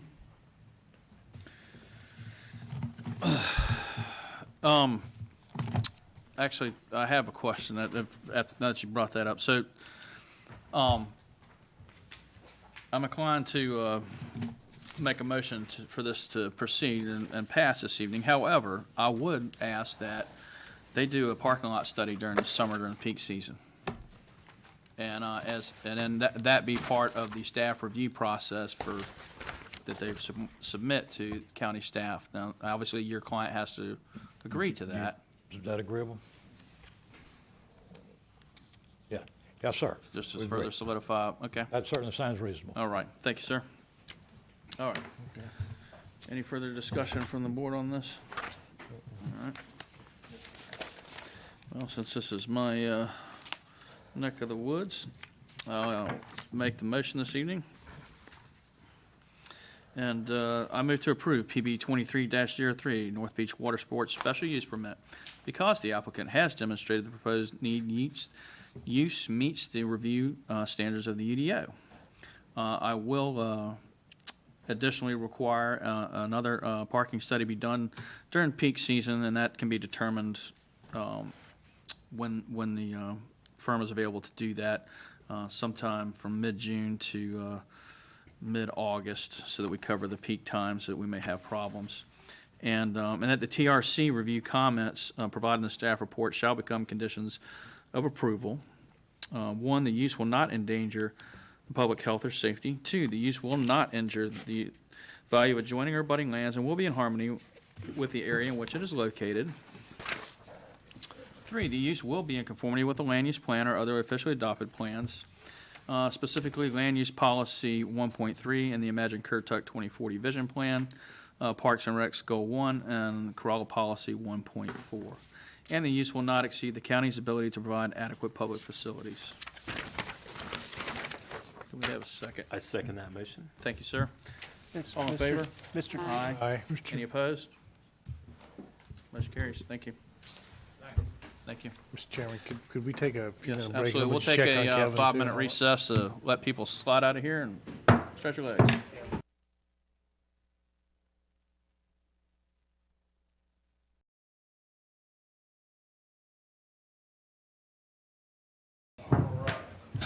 All right, call the meeting back into order.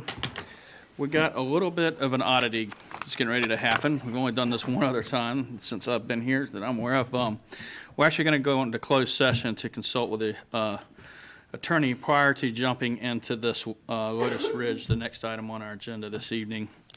And so I'm going to make a motion to go into closed session to consult with the county attorney. And I don't know the general statutes that are That's what I'm involved. looking for. 143, 318 point, yeah. There you go, as mentioned by I'll second our it. clerk to the board. Thank you. All in favor? Aye. Thank you. All right, we'll stand in recess for a few minutes while we go consult. We're going to step out of the room. We'll be back in just a few minutes. Thank you. The conflict of interest stuff, yeah.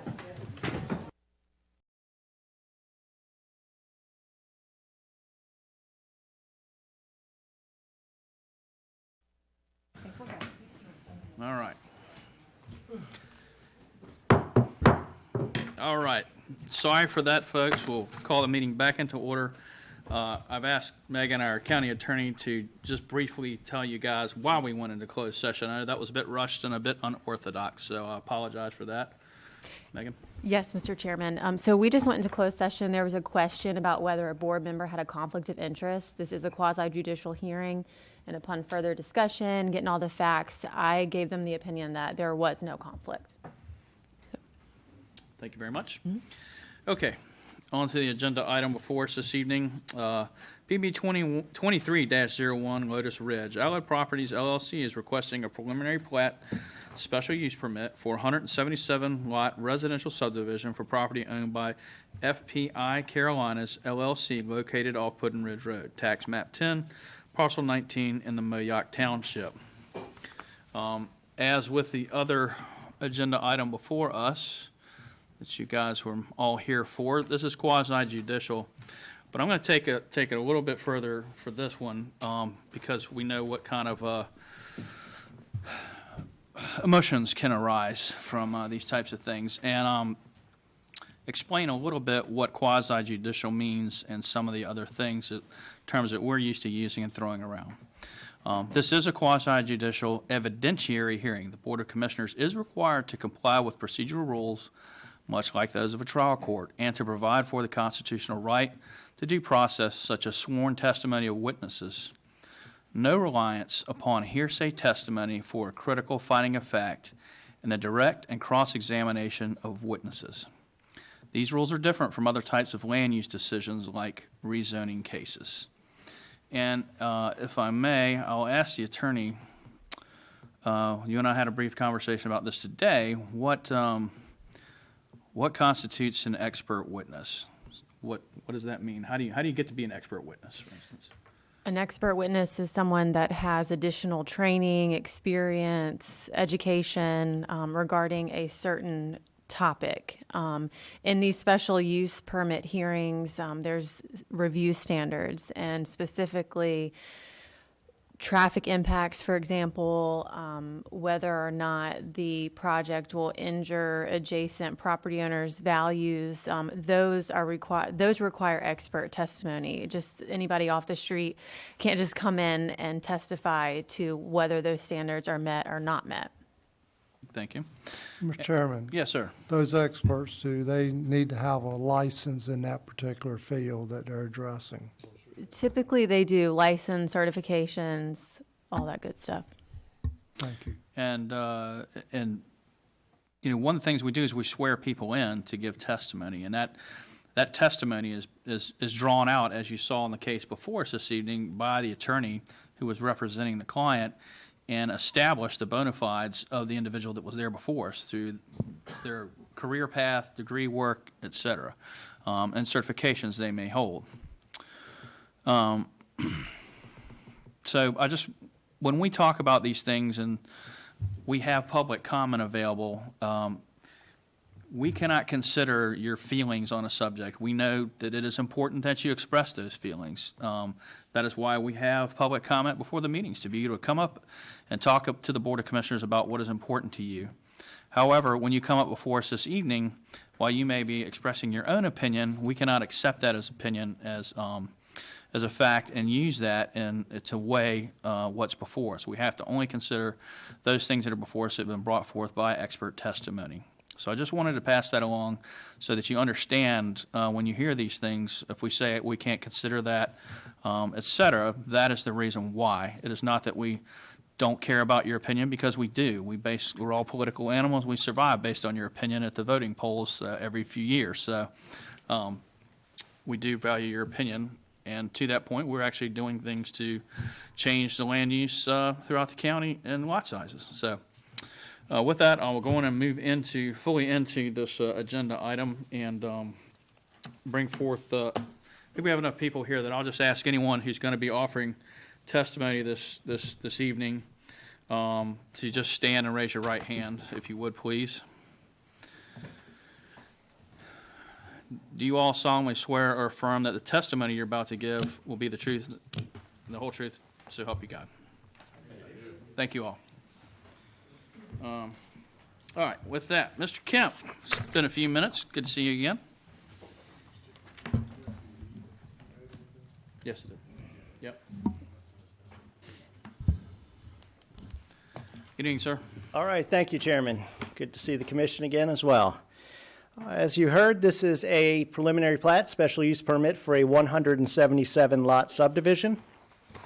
Just to orient you, the approximately 257-acre site is located on the east side of Puddin Ridge Road.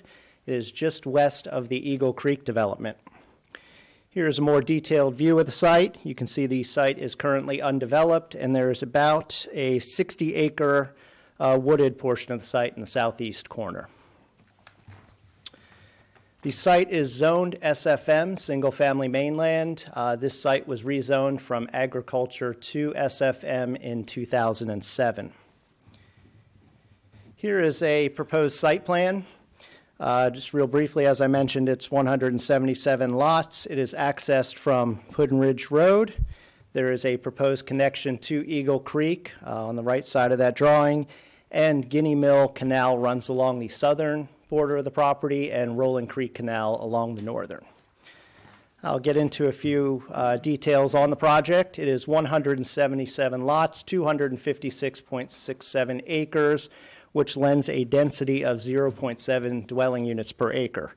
The proposed minimum lot size is 40,000 square feet, with a typical lot being 125 feet wide by 320 feet deep. The setbacks are front 30 feet, side 15.5 feet, rear 25 feet, and corner setback of 20 feet. The open space, there are 77 acres, or 30% is required. The applicant is offering 77.25 acres, or 30.09%. The right-of-way width is 40 feet, and shown at the bottom right of that drawing, there are 4.51 acres of parkland that will be dedicated to the county. Here are some more details on the infrastructure. This is also on page 42 of your agenda packet if you want to follow along. But it is connected to public water. It is on-site septic for sewer. The transportation, as I mentioned, it is a 40-foot right-of-way with curb and gutter, and sidewalks are proposed on both sides of the street. The street lighting includes full cutoff fixtures. Landscaping consists of street trees and reforestation of open space areas. As I said, the parkland is being dedicated, and there is a 30-foot buffer to all 404 wetlands on the site. As I mentioned, the entrance to the site is off Puddin Ridge Road, about 200 feet north of the Cooper-Garrett Road intersection. There is connectivity provided and proposed to Greenview Road and Eagle Creek. That is on the right side of that drawing there. There is also a stub out to the north, shown right here. Well, can't see it, but to the north of the property adjacent with Roland Canal. Kevin, do you know where the connection to Greenview, or is that Greenview or Eagle Creek? Yes, that's a connect. Go ahead. The block of Greenview where the connection is. Whew. I don't know. I know it by the 7th tee box, but so it's like I think it is. I want to say it was like 190. It's like I think it's the 900 block. No, it's like 190 and 190. 220. And I think the applicant could probably speak to that as well. I I'm just not was sure of curious. the exact addresses. 17 box, that's Yep. pretty good. All right. 7 That's golf course grass. 7 Green is 201 Greenview. I do know that. When I can, not as much as I'd like. Before I derail too much on that, talk briefly about the stormwater plan. I'm sure the applicant will cover it in more detail, but the developed area will be filled 1 to 2 feet above existing grade. There are 4 large wet ponds proposed, and the drainage system will be designed to mitigate the 100-year runoff. Wastewater, as I mentioned, it is on, one behind. It is on-site septic. Albemarle Regional Health has classified the lots as unsuitable, but they may be classified as provisionally suitable with modifications. As such, they have provided a letter that says the site will be approved once modifications are made. Adequate public facilities for schools. The site is in the Moyock Elementary and Middle School District. Moyock Elementary is currently over capacity at 139%. The enrollment in May was 737 students. There is a completion date of August 2023 for an addition to Moyock Elementary, which will take its capacity to 770 students, which is an additional 33. This neighborhood in total will add 44 students to the elementary school. There is also a new school proposed with a tentative completion date of August 2025. Just to remind you about the adequate public facilities ordinance, it does state that capacity should be in place within 2 years of the approval of the initial SUP. There is on page 42 a phasing schedule that the applicant has provided to us. The board may want to consider that phasing schedule in review of this request. Magic Currituck designates the site as G1, low-density growth. On page 44, these are all listed out. I will go through them, but if you want to follow along, that might be easier. Land use policies, 1.1, the future land use map is a guide for decision-making and should not be the sole basis. 1.2, consider the adopted small area plans. 1.3, consider community character and the established vision of the community. 1.4, protect uniqueness of the county through preservation of farmland and woodland. In infrastructure and county services goals and policies, Goal 1 is to ensure that there are services to support associated growth. Policy 1.1 is that the cost of infrastructure, facilities, and services related to the demand created for new growth should be borne in equitable proportion to those creating the additional demand. Policy 3.1 speaks to connection to county water. 3.5 states that septic is acceptable in low-density development. Goal 4 is to improve stormwater management throughout the county. Policy 7.2 to continue to enforce the adequate public facilities ordinance. And finally, Goal 8 to ensure public services stay at a sufficient level to provide superior service to the growing population. Oh, wow, I was on the wrong side there. Apologize for that. Transportation policies, 2.1, new development shall construct pedestrian walkways to adjacent residential and commercial uses. Environmental goals and policies. Goal 1, preserve and protect environmentally significant lands. And policy 1.1 and 4.5 speak to preserving coastal and non-coastal wetlands and riparian buffers. Parks and Rec goals and policies, 1.5, new development shall provide access to recreational areas. Goal 3, to ensure parks and recreation offerings remain relevant to the needs of the population. And finally, 3.2, to continue to require parks and rec dedication or fee in lieu of. Finally, goals specific to the MOYOC land use policies, 2.1 is to properly manage increased urban level of growth in MOYOC, and 2.2 to encourage clustered housing to preserve natural environment.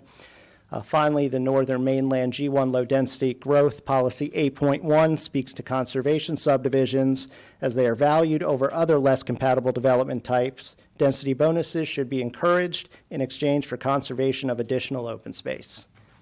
And I'll take a deep breath and mention that it is also part of the MOYOC Small Area Plan. It is classified as rural, which encourages low-density scattered residential with a density up to 1 dwelling unit per acre. Back that up. Say that one more time. It is classified as rural, which encourages low-density scattered residential with a density up to 1 dwelling unit per acre. The Technical Review Committee reviewed this application. These can also be found on page 44 of your agenda packet. The first comment was in regards to the phasing of the development. The second comment notes that the stormwater plan has been sent to our stormwater review consultant, McAdams. We received some very preliminary comments, but they were more questions, and a more detailed review will be done when construction drawings come in. The third note lists the applicant's specific stormwater design specifications. This is what they included, and the board may want to consider these as conditions of the application. Comment 4 regards the configuration of lot 78. This is the lot that is at the entrance to the dedicated park area. The last one is the connection to Eagle Creek, and that it be included in Phase 2 as it is shown on the phasing schedule that was provided. So this is an evidentiary hearing where the burden is on the applicant to show that the proposal meets these 4 design standards, and I will stand by for any questions. You mentioned earlier the fee in lieu of. Yes. Kind of thrown around one of those terms. What is that term, just for the general public, and do you know how much their fee would be paid on this particular project? I do not know what the fee would be paid. Hopefully the applicant can respond to that, but what it is the applicant provides money instead of based on the amount of recreation area that would be required. Instead of dedicating that area to the county, they provide the county with monies that can be used. And that's good to Park and Rec, right? So that does, yes. So we can provide parks for people here, so. Yes. Okay. It goes a pot. Yes, You ma'am. mentioned when we were talking about school capacity, that the May capacity at MOYOC Elementary was 737, and that the expansion that's gonna open this fall will be 770. When the expansion opens, is it likely that it's going to be full because of the houses that are coming on at the previously approved subdivisions that are rapidly building in the northern end? Well, yes, there are some lots that have been approved already that will generate some students, as well as minor subdivisions, family subdivisions, and that sort of thing. I can't predict what that number will be. But based on the phasing from those and the projections that were entered into evidence at those hearings, we can assume that those numbers are correct because they were based on the same formula, correct? Yes, we are consistent with the formula. Yeah, just to follow up then on Commissioner Jarvis, some of the previous projects decisions were based on the expansions that we've already used for those, so I guess, are we gonna continue to look at projects based on the expansion model?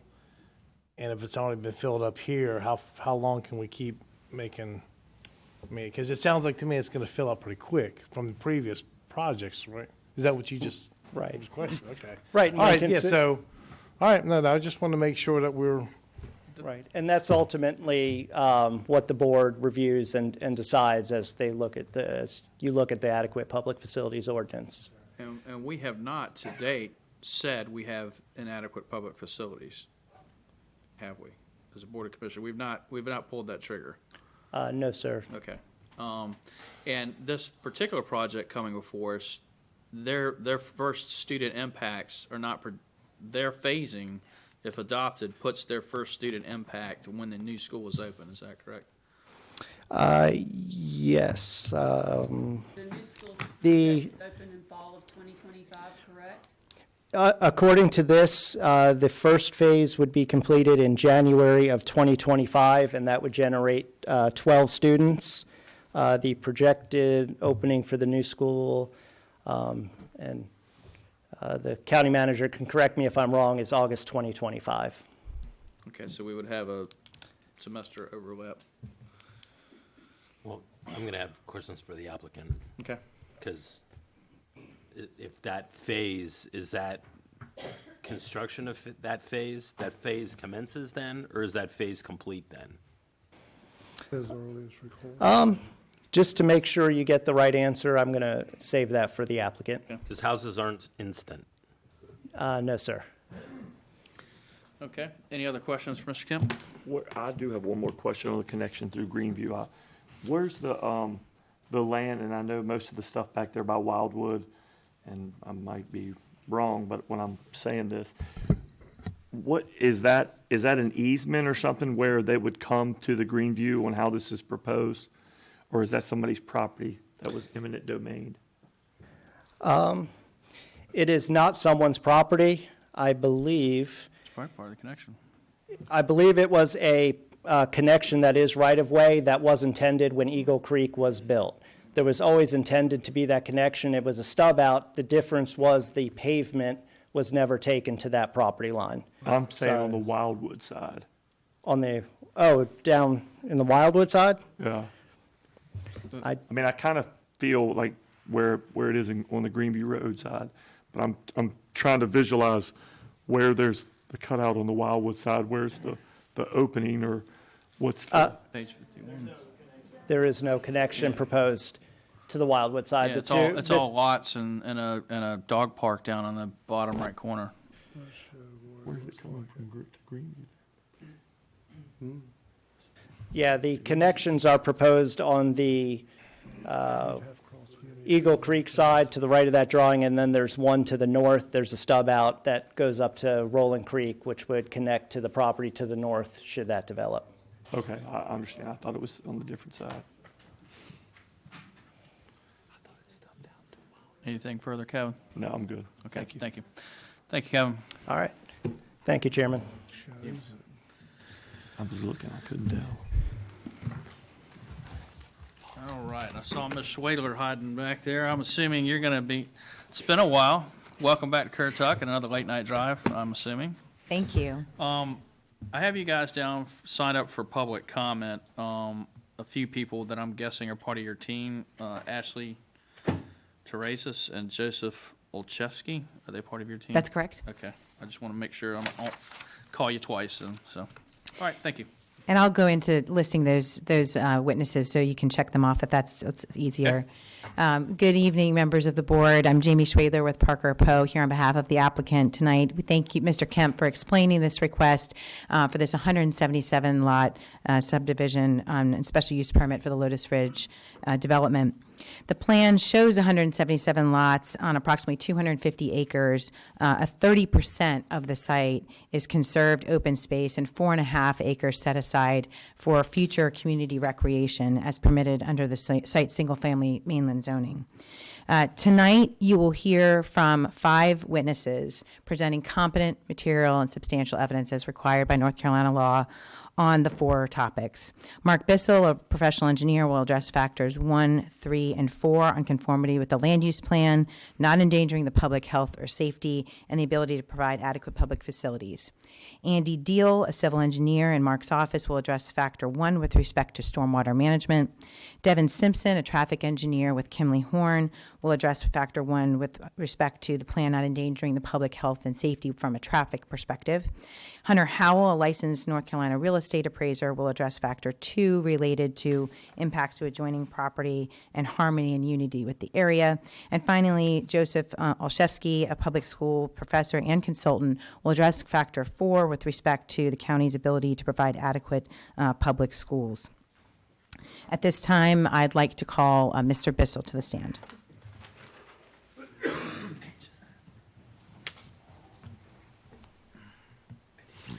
Thank you. Good evening. Good evening, Mr. Bissell. Could you state your name and address for the board, please? Mark Bissell, 3512 Currituck Highway in Kitty Hawk, North Carolina.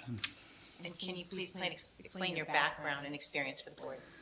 I have a degree in civil engineering from Duke University. I've been a licensed civil engineer in North Carolina since 1982, and I've been practicing here in the Northeast for going on 40 years now, with particular concentration in Currituck County. Thank you. At this time, I'd like to tender Mr. Bissell as an expert in civil engineering and site design. Thank you. Mr. Bissell, can you explain for the board your role in this project? I'm the lead engineer for this project, and as such, I oversaw the layout, the design of this project, and the plans that were submitted as part of this special use permit application. Does that include the plan shown on the screen? It does. And is that plan consistent with page 51 of the agenda showing the overall plat layout? Yes, it is. Can you describe the document to the board? Well, this is the general layout sheet. It includes the timing of the phases. It's part of the overall preliminary plat that was submitted. And Great. Okay. Can you explain a little bit about how the layout works with respect to some of the MOAC small area plan objectives? Right. Well, yeah. Let me just go into a little bit more detail on the plan first. I can never figure out which one of these is the correct one.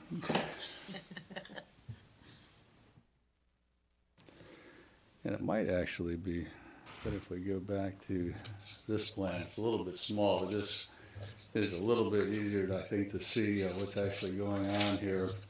You can see that there are 177 lots, and there are going to be attractive homes built on these lots.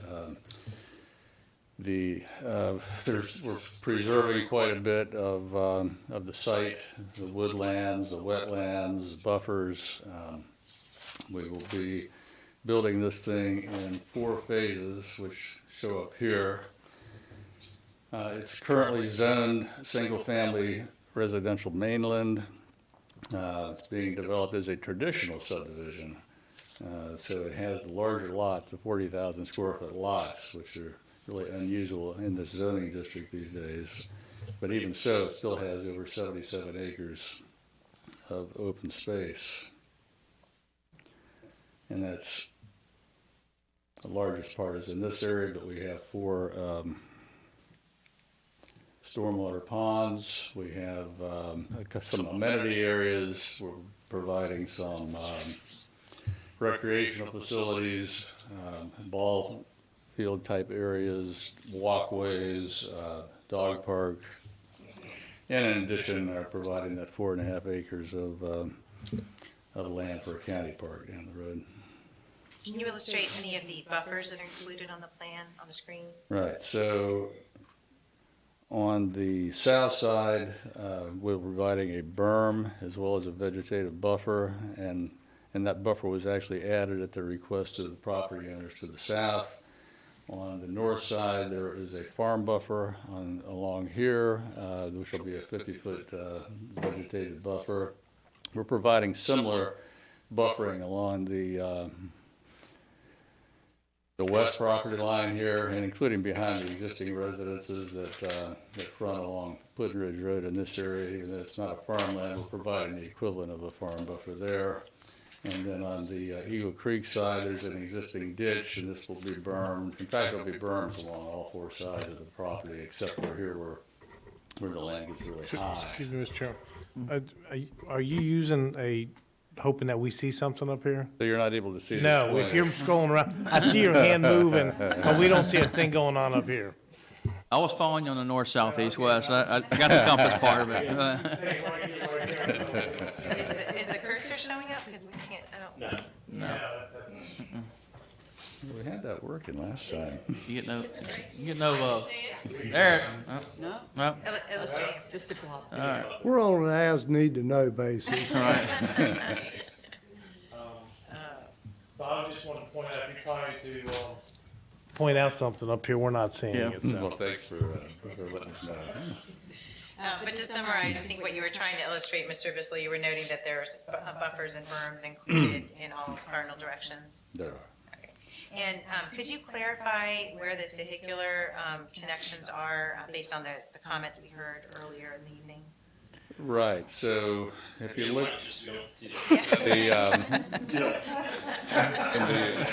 on the right side of the screen, about a third of the way down, you'll see a roadway that's being proposed to Eagle Creek, and that actually connects to Greenview there, which is right where the northern leg of Eagleton Circle connects.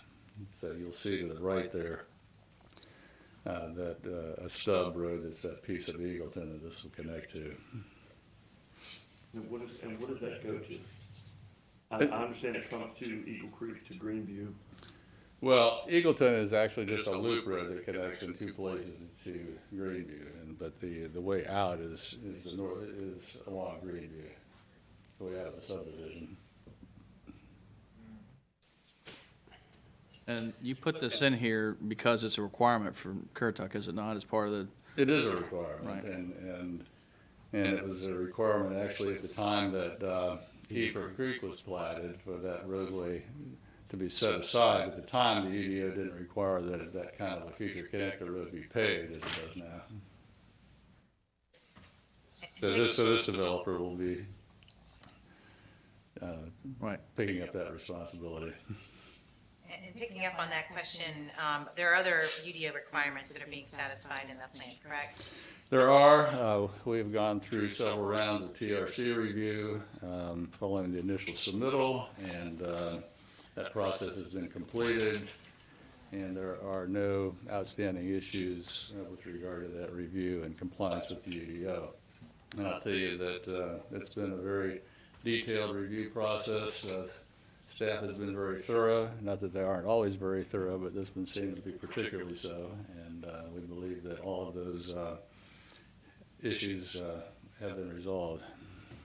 And those including sidewalks on both sides of the street? So, right, and there'll be sidewalks on both sides of the street, and even though this is a 40,000 square foot lot subdivision, we are taking the unusual step of putting curb and gutter on both sides of the street as well, which will give us a better look. It'll be easier to manage stormwater, and it'll be just an overall better product. And unusual because that's a higher standard than what you typically see in the area? It is, particularly with larger lots. Thank you. Based on that UDO review you described, does this use as currently designed present any concerns relating to public health or safety? No, the use and the elements included on this plan will not endanger the public health or safety. Thank you, Mr. Bissell. Let's move from the plan into the policies noted with the land use plan. Have you examined the Currituck County land use plan and how the uses are consistent with one or more of those policies? I have. The uses and the plans are consistent with many aspects of the new Imagine Currituck land use plan policies having to do with density, with wastewater treatment, with recreational and open space uses, with respect to walkability. Regarding density, and the property is located in a G1 low density growth area in the future land use map. That classification is intended, and this is the language out of the manual, for low density rural residential growth, where limited municipal type services such as fire protection, Emergency services and community water may be available, but public or private sewer services are not appropriate, and that's exactly what we're doing here. So that same land use plan recommends a density of up to 1 dwelling unit per acre, and we are well below that at 0.7. Also, we have the requirement of 30% open space, which equates to over 77 acres, and that is being met. And so this proposed development really responds to this context. It's kind of what's envisioned in the land use plan for this area. At the 0.7 dwelling units per acre, the larger lot size, and still having a significant amount of open space. And based on your experience in this area, and you said 40 years of doing these types of plans, is it your opinion that this plan is consistent with the density and the intent of the policy that you mentioned? It is. It's also consistent with regard to environmental protection. The development preserves existing wetlands present on the site, provides riparian buffers, and actually buffers around those riparian buffers that will be available for stormwater management on the site. Are those elements consistent with any particular policies in the Imagine Currituck plan? So those are consistent with policies 1.1 and 3.2 and 4.5 of that plan. What about with respect to walkability? We talked about sidewalks. Are there plans or policies within Imagine Currituck that relate to walkability? There are. This is consistent with Northern Mainland land use policies 1.2 and 2.1. It provides a transition in density between the higher density Eagle Creek subdivision to the east and the larger lot subdivision to the south. It does provide that walkability. It provides both a vehicular and pedestrian connectivity throughout the site as well as to Eagle Creek. And it also provides several amenity areas that are all connected with these pedestrian walkways. And based on your experience and familiarity with the Currituck plan, is that consistent with policies found in that plan? It is. We talked a little bit about the Imagine Currituck plan. Have you also examined the Moyoc small area plan for consistency? I have, and this is consistent with the rural designation. It is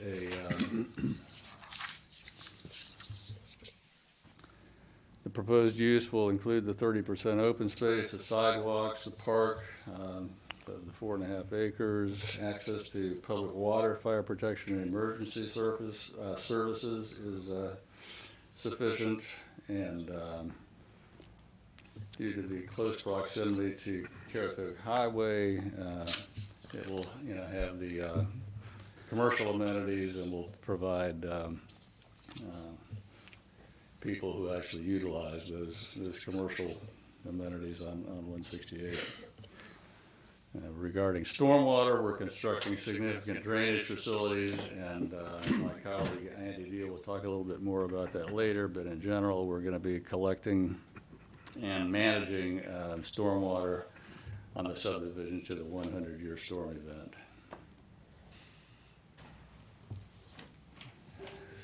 Any other policies that you examined in the Moyoc small area plan that were consistent here? Well, I should mention that was consistent with county services goals 1 and 4. Regarding transitions and connectivity, we're also consistent with policies TR2 and CC1, with the development being a lower density development that acts as this transition that I mentioned a couple of minutes ago. Thank you, Mr. Bissell. We've heard a little bit about the phrase adequate public facilities in the chairman's introduction. Have you examined the adequate public facilities with respect to utilities that would be generated or need to be generated by this development? I have. And will the proposed development exceed the county's ability to provide adequate public facilities with respect to public utilities? No. Water will be supplied by Currituck County via an existing 8-inch water main that is coming from Eagle Creek. Fire protection will be provided in accordance with the UDO standards. and applicable ISO standards. The water system will be modeled at the next stage of the development to demonstrate that there's adequate flow, and we've already done preliminary modeling that indicates there is adequate flow and pressure to serve the maximum day demand and a fire and fight a fire at the same time. Have you examined whether emergency services can access the site? Yes, they've been considered, and adequate access to and throughout the site is being provided. We talked a little bit about, or I believe that the board talked a little bit about the phasing schedule. I'd like you to elaborate on that. There's a reference on page 42 in the staff report of a phasing schedule. Are you familiar with that? I am, and let's go back to the previous slide. So the phasing basically is working clockwise from the upper left. Phase 1 includes the main entrance.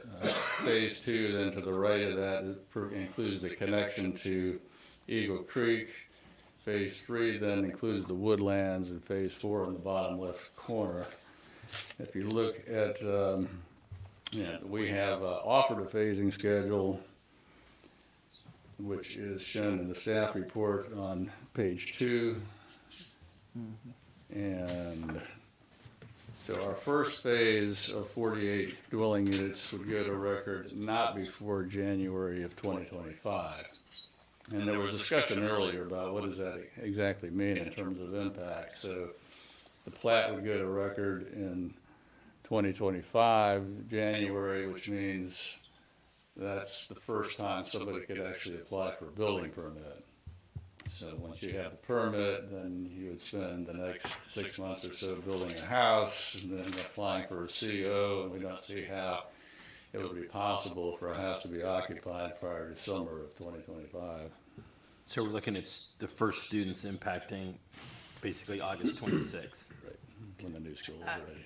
August 25. August 25. January 25 is when they would apply for the. Got it, okay. So just to clarify, the phasing schedule that we're willing to commit to would include phase 1 at 48 dwelling units with the earliest recording date of January 2025, correct? Correct. And then each subsequent phase not sooner than 6 months later. So that would mean that at the time you record the plat, the house doesn't exist, correct? Correct. And the process you described would take about 6 months to complete the house and then to have residents. At least.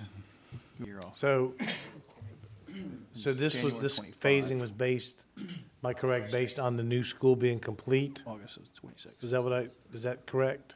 The new elementary school, excuse me. This phasing was voluntarily offered to coincide with that 2025. Five. So if delays happen or something happens with the school construction, would this project be willing to extend out the phases until it coincides with the opening of the school? That's probably a better question for our school expert. Okay. Just so once we see how Okay. that capacity analysis was done, but we can revisit it then. Okay, that's fine, okay. I have no additional questions for this witness in tender room to the board. Mr. Chairman, I got two questions regarding adequate facilities.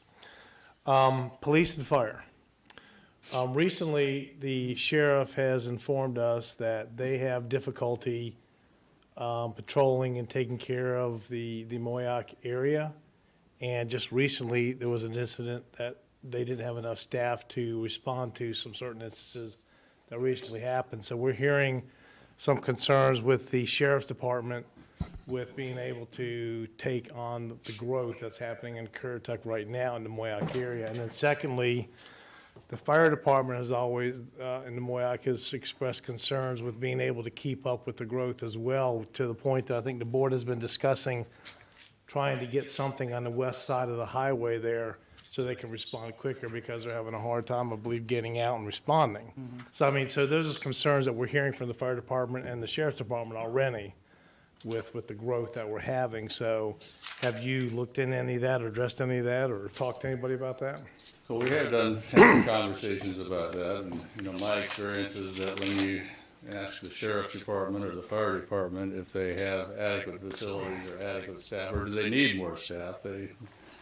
Given the opportunity, they would always like to have more staff. But I think that To put a finer point on that, Mr. Bissell, you mentioned that, if I may. Yep. Mr. Mr. Commissioner, this plan did go through several rounds of TRC But reviews, we correct? did not receive any negative comments Right, that was, yeah, I didn't read that either. Thank you for during pointing the that out. TRC. No, review I for didn't, but I wanted to point it out that we've been hearing that though. Even though our TFC board probably Discussion. didn't put it in there, we've had those. Right.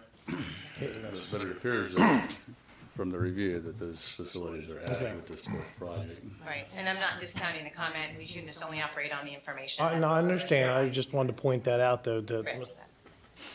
Any other questions for Mr. Bissell? Anything from the board? I have one.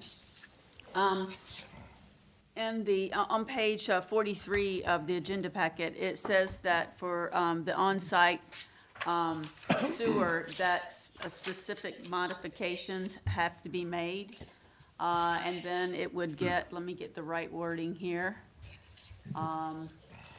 Then it will be reclassified as provisionally suitable or suitable for on-site. Yes.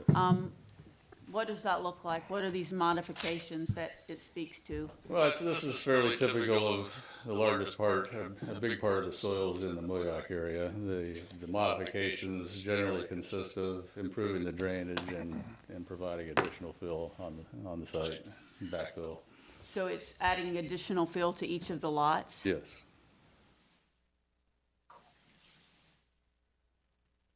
And I believe the comment is that they, rather than may be reclassified, they will be reclassified when those modifications are made. And when you start excavating the ponds and prepping for drainage, is that typically where you get your fill from? It is. Typically you find good usable soils when you get down 3 to 4 feet, and you find sandy soils, and so you dig ponds and you over excavate to get more material than you actually need for stormwater management, and use that to build up the lower areas and create some contours on the site, and to build up those wastewater areas. Since you're creating a bunch of earthen berms, I'm reminded of another situation where we had that happen, and we had some flooding happen, unintended flooding, and we had a lot of meetings here getting yelled at about that, so. Is there any upstream analysis that you guys have done or are going to do to mitigate that? To accept, I think you mentioned in the report that you were gonna be able to accept water that may be flowing currently onto the property. Well, right, we envision that this will work kind of similar to what we did at Baxter Station just recently, where the Baxter Lane ditch is really insufficient to handle a 100-year storm with all the water that's coming from the northwestern part of the county. So we've actually designed the stormwater system there to be able to accept flow that's coming from off-site. Out of the back, oops, I'm sorry. The mic gets everybody. Once it builds up to the point where the downstream conditions can't handle any more water, it temporarily flows into our stormwater management system and is held on site until the water level subsides to where that water can flow back down the ditch to the outlet. And that's, you intend on this system working in much the same way, is that correct to say? The way we're envisioning. Okay, thank you. Okay, anything further from the board for Mr. Bissell? All right, thank you, sir. Well, and let me just follow up, it's similar in that, the Baxter Lane property actually was taking some overflow in the beginning, and it'll continue to take that overflow after development. So it's a similar situation. Okay, thank you. Thank you, Mr. Bissell. I'd like to excuse this witness and call Mr. Andy Deal.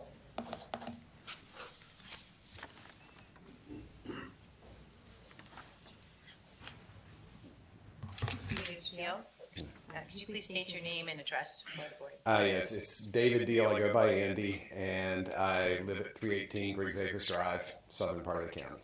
Can you describe your background and experience to the board, please? Yes, I have a bachelor's in science in civil engineering from Virginia Tech. I've been here on the beach and in Currituck County since 1999, working as a civil engineer. Initially with Quibble and Associates. Now I'm out on my own, and I do a lot of work with this professional group. And in particular, my concentration has become stormwater, in particular in the last 10 years. Thank you, Mr. Deal. Based on your experience and licensure, I'd like to tender Mr. Deal as an expert in the field of stormwater engineering. Let me just clarify in case I didn't say it. I am licensed in the state of North Carolina, and I've been working for 29 years as an engineer. Thank you. I thought you had said that. So tendered as a stormwater engineer and stormwater management. Yes. All right. Thank you. Thank you. Mr. Neal, have you examined how this development will manage stormwater? Yes. Let me just walk through. Basically, the existing site is farm field with some woods in the corner, and it actually drains both to Guinea Mill Canal and also to Rolling Creek Canal. There is a ditch that actually connects the two canals along our eastern property line. It's identified, I think, in the GIS as the Eagle Creek Canal. And our existing site's farm field has a grid of ditches on it, flows both directions, flows primarily to Guinea Mill, but there is some interaction with Rolling Creek. The approach to this type of scenario, where we have more than one outfall and generally flat conditions, is for us to model the entire drainage shed. In this case, the county has asked the Corps of Engineers a number of years ago to do a HECRAS model of the Guinea Mill Canal. I'm taking that model, updating the information to address developments that have happened and improvements that have happened to Guinea Mill Canal, and I'm incorporating it into an EPA SWIM model that will also include all of the Rolling Creek Canal, again, upstream of North Carolina 168. So we are going to model the entire drainage shed, upstream and downstream of this site. We will do that for the existing condition. We will define what our, for the 2-year, the 10-year, and the 100-year storm, what our hydraulic grade line or water surface elevation in the ditch, in the canals becomes, and the flow rates within the canals. Then we will model the proposed condition and check the same information. And that's how we size our ponds and our weirs and our outfalls and balance our flow going to the two canals. In this case, the model, we anticipate that the model will show on the larger storms flow onto our site. We've seen the pictures of water ponding up into the farm field. And we anticipate that there may be some interaction between Guinea Mill and Rolling Creek. Those are our design elements that we will use to design the proposed condition. If we are accepting water from Guinea Mill Canal in the pre-construction condition, then we will have to accept water from Guinea Mill Canal in the post-construction condition. At the end of the day, what we're doing is, for the 10-year storm, we're reducing flows to both outfalls, Guinea Mill and to Rolling Creek. We are reducing the flows from our site to the 2-year wooded condition. So a much smaller runoff from our site into those canals. In the 100-year storm, we will make sure that we do not increase flows in those canals, and we will ensure in the models that we are not increasing the hydraulic grade line or the elevation of water in those canals. Let's see here. I think Mr. Bissell actually spoke briefly to we will be creating some terrain on our site. We will have a berm around the outside. Again, the goal is to keep our water on our site. We're doing that by excavating 4 ponds. Those ponds will be interconnected, and they will have outlets to both sides, to the Rolling Creek side and the Guinea Mill side. And we will, again, accept flow from those conveyances if that's what the modeling shows us happens in the existing condition. Thank you, Mr. Deal. based on that analysis and what you forecast the design to be, would the stormwater treatment here exceed the Currituck County UDO requirements? Yes, the checking of the 100-year for flow and hydraulic grade line is not something that's specified in the UDO. And we would be meeting the 2-year, 10-year requirement of the UDO.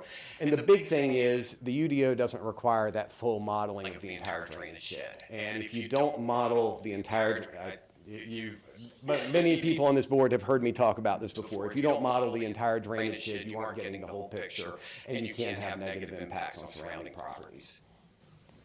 Thank you. So with respect to the question that was asked about additional modeling that will be done with respect to drainage, is it your opinion that that will be conducted as part of this process as it goes forward to construction? Yes, yes. And based on all of you, your experience and what you've testified to today, does anything about the plan in front of you give you pause with respect to endangering the public health or safety with respect to stormwater? No, it does not. I have no further questions for this witness and tender the board. Questions from the board? No? Yes. How much of the area is farmland that you're talking about? For this site, if we have the graphics of the showing, do we have an existing? Have an aerial. Oh. It's a roughly, I don't have the numbers, but it's roughly 80% field and farmland right now. There is woods in a corner, in the southeast corner of the site. And surrounding it, there's farmland also. I know Eagle Creek's on one end, but it's a lot of farmland around it also. There's a lot of farmland around it. Some of it is being converted into solar farm right now, and there is subdivision to the south of the property. Because I know we've had a lot of discussion that when developments go in, the ditches that the farmers have used are being cut off, and it's causing a lot of flooding in different areas. Have y'all addressed any of that? The farm ditches for this site are part of what will be in my existing conditions model. They will be included in the big picture modeling I do of the entire drainage shed. And then when we take them out and put our proposed stuff in, then we're reflecting the removal of those farm ditches. I speculate. One of the unique things about this site is that we have major conveyances ringing 3 sides of the site. So we are not removing farm ditches that adjoining properties are relying on for regulating stormwater or groundwater. We are surrounded by larger conveyances that these farm ditches flow into. Can you explain what you mean by the conveyances? By conveyances, so the farm ditches on this existing site interconnect, and they flow primarily to Guinea Mill Canal, a larger conveyance, and to Rolling Creek to the north, the larger conveyance. And those are the main collectors of the stormwater for this area. So you don't have any water, I guess what Kitty was referring to, we've had a lot of upstream problems, right? We didn't do upstream analysis, and I guess I think that's where she's going. So, and you said you like to look at the whole picture. Does that include upstream analysis? Yes. We, as I said, we will be modeling. So our farm fields do not drain any upstream property. They drain our property to the 2 canals. Okay. We will be analyzing those 2 canals from just the other side of 168 all the way up the drainage shed to the top. For Guinea Mill Canal, we will include everything that U.S. Corps of Engineers did in their study, and for Rolling Creek Canal, the top of the drainage shed actually is Puddin Ridge Road. Okay, thank you. Yeah, Puddin Ridge Road divides everything to the north of it. Yep. Okay. Just wanted to get a little more clarification. Thank you. Thank you, Mr. Gill. Before you jump into another witness, do you guys want to take a break? Anybody? Keep going? Kevin? Yes? All right, let's take a 5-minute recess before you jump into your next witness.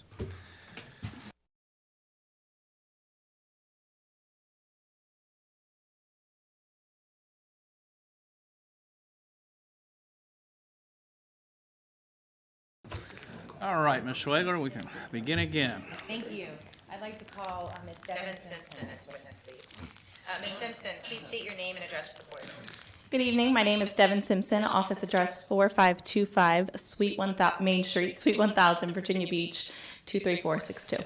And what is your background and experience?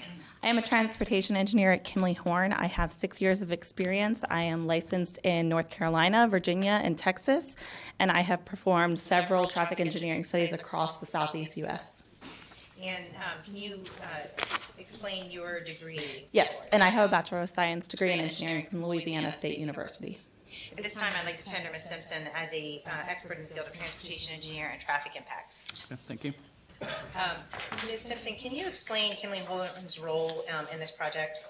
Yes, so my firm performed the traffic analysis for this proposed development in March of 2023. I have reviewed that analysis and concur with the results. I'm showing you what we'll try to enter as a TIA dated March 17th, 2023. Do you recognize this? Yes. And is this the analysis you just referenced in your testimony? Yes. If I have a copy of just the abbreviated, I'd like to pass to the board, just for reference as we go. And Ms. Simpson, to the best of your knowledge, is this the same traffic analysis that's listed beginning on page 110 of the agenda? Yes. Okay. Now, was this traffic analysis required of this project under the UDO? No, it was not. So typical NCDOT standards to require a traffic engineering analysis for a site of this type requires a minimum of 3,000 trips per day generated by the site, and this site is proposed to have 1,706 daily trips generated. So this site was generating a little bit above half of the threshold of the requirement? Correct. Okay. At this time, I'd like to move that the TIA be admitted into evidence as Exhibit 1. Thank you. Ms. Simpson, has the street network for the proposed development been designed to create a safe environment for vehicles and pedestrians? Yes, so the roadways all internal to the site and the sidewalks have been designed with NCDOT standards, specifically their guidelines for complete streets. They also have performed site distance analysis for all the site access points. And based on your review of the TIA, have you formed an opinion about traffic congestion impacts expected to be generated by the project? Yes, so impacts are expected to be very minimal and maintain current level of service, referred to as LOS as well, that we see at all the study intersections out there. So there were 5 study intersections. The site for traffic data was collected in February 2023, so that was used as our baseline condition. And then upon full build out, the site is expected to generate 125 AM peak hour trips and 170 PM peak hour trips. And I think you see 123 on the screen. That's a bit of a typo for the AM, but yes, 125 AM. 170 PM peak trips. And you referred to level of service. Is level of service expected to change at the full build out of this project? No, it is supposed to be maintained for all intersections looked at. And based on your study, will Puddin Ridge Road have adequate capacity at full build out? Yes, so we also looked at daily capacity along Puddin Bridge Road, a road of that type, based on the characteristics, the street size. The laneage is expected to have about a capacity of 10,000 vehicles per day based on a level of service D performance level. And after build out, so that includes growth, natural background growth from surrounding developments, and then this development, it's expected to be just under 5,000, so we're not even 50% to capacity upon build out. Thank you. And based on your expert opinion, are the traffic impacts generated going to be reasonably mitigated by any of the infrastructure? Yes, so all the infrastructure appears to be adequate to accommodate the site development. Will the improvements allow safe and efficient access for fire, rescue, and law enforcement? Yes, appropriate access has been made for these through the primary access point and then the secondary access point for fire and emergency access. Thank you, Ms. Simpson. Based on your testimony and your review, do you have any remaining concerns about this plan's ability to endanger the public health or safety? I do not. Thank you. No further questions for this witness, and I tender her to the board. Mr. Chairman, that's quick. The Eagle Creek community, have you driven through Eagle Creek and surveyed those roads and all that traffic in there? So we collected traffic counts, so that secondary access point that we're referring to, that the one they talked about earlier, that stubs out. So we did collect existing traffic data there, and that was one of the intersections that we analyzed. And that is supposed to perform at a level of service A. Traffic volumes were relatively low. From there all the way out to the exit? Not all the way, and I don't know if you're referring once you get to 168 or a little bit further All in, through but Eagle Creek, all the way out to the? we did not study that far out, no. Okay. But is that the secondary or the that's the secondary exit, correct? Correct. The primary access is off Put-in Bridge Road.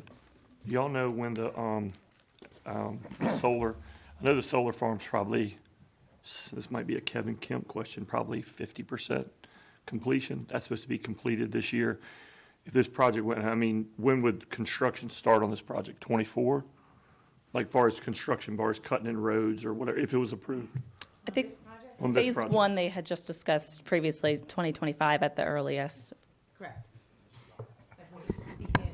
For site work. Earth moving, yeah, site work, but I mean, like I said, I believe the solar's gonna be finished this summer, July or August. Yeah, and I guess the reason why, the concern I have is if the primary is gonna be down Puddin Bridge Road and that traffic light is stopping the cycle of that, you're gonna have a tendency of individuals wanting to go through Eagle Creek and go down Survey Road where there's no light to get on 168, so that traffic's There's a probably. light on Survey Road. On Survey Road, you get out there past, now if you go past the middle school and go down south. If nobody's going south, You're they're gonna go going that far north. out of your way? Well, I'm just saying, yeah, there's other avenues to get through there, and I'm just 25%. wondering how that traffic's gonna pick up through Eagle Creek then. They'd have Cooper Garrett as well. Okay.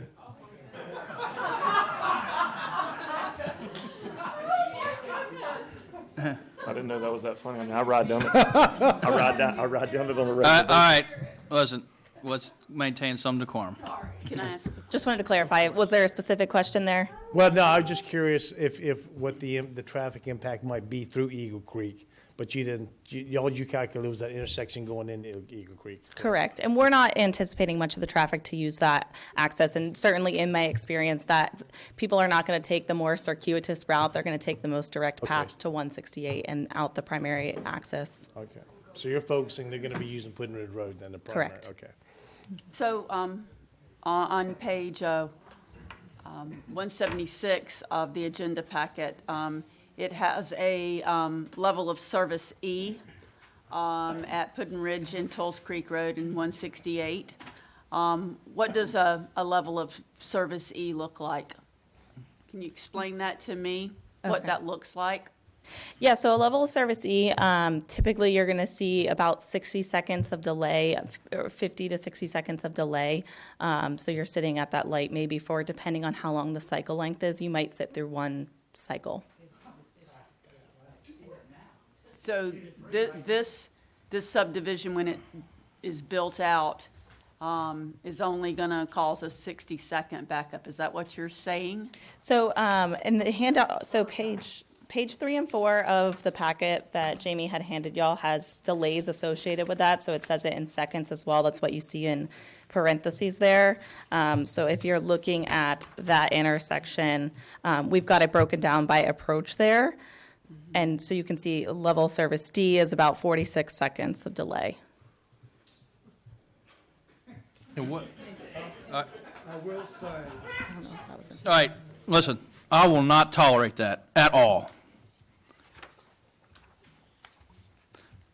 You were saying I will say, on- I live off Puddin Ridge Road and come out it every day, and DOT has already adjusted the cycles for the summertime traffic. Right. And there's got to be some adjustment made back to where the people that transverse up and down Puddin Ridge Road and Tulse Creek Road can get out on Currituck Highway. And if that's not done, it's going to create some issues. And so when you say the summer cycle, as I'm not familiar with coming in and out of that road, it's longer cycles on 168 for north-southbound traffic on 168. Correct. Right. So, I guess we need to check with DOT too on that. And Commissioner Jarvis, I just wanted to clarify, Jamie just pointed out to me what the number you were looking at. So the letter E that you see on that exhibit, that is a different metric. So that the metric that we're using is the highway capacity manual, and that's what that spits out. And it's actually a level service C for the overall intersection upon build out. And then some of the approaches are a level service D. So you have a weighted average of the overall intersection being a C. And The then approaches, you mean other roads? no, I mean the northbound, southbound, eastbound. So those all have their individual delays, and then the overall intersection performs you have a weighted metric for the overall intersection. Thank you. Yes. So you did your analysis in February, is that correct? Traffic data was collected, yes, on a typical weekday. I believe it was a Tuesday, February 7th, and that was when school was in session as well. When you do these things, you really look at peak times when people are commuting to work, to and from work, things of that nature that would be the most adverse impacts on an area. Is that correct? Yes, correct. So did you physically inspect these? Did you guys come out and look at that site and sit there? Is that how you did this? So we've drove around. We also have another sub-consultant that goes out and actually collects the data. They're an expert in it. That's what they do. And then we take that data and we process it and we use it for our study. They also got other data measurements out there, such as like the measurements of the lanes while they were out there as well. But we have visited the area. So the sub you use, I guess, so they come out and they have physically watched what's going on there to get these numbers, or they do traffic, they sit there and count vehicles? I mean, So what they is that? actually, I don't know which specific method they used, depends on the size of the intersection. Sometimes they have people actually sitting out there and they have devices that they use to kind of keep track and count. Sometimes they also put video cameras up and then they're post-processing those videos and tabulating the counts then. They also, if there is anything unusual driver behavior-wise or just any observations they see while they're out there during those peak hours, they report those to us as well. Okay. They do have traffic cameras across the road. Okay. I saw that too. Yep. Okay. If I could just add a follow-up clarification. Of course. Ms. Simpson, in your experience, is using that type of subcontractor a typical practice in your work? Yes, it is almost always used in these studies. And is that subcontractor somebody who is kind of supervised and monitored by Kimley Horn? Yes. All right, thank you. Any further questions on traffic? Okay, thank you very much. Thank you. I'll excuse Ms. Simpson and call Mr. Howell to stand.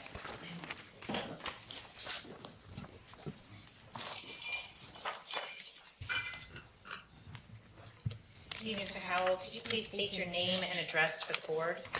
Yes, my name is Hunter Howell, and my office address is 412 East Chatham Street, Cary, North Carolina, 27511.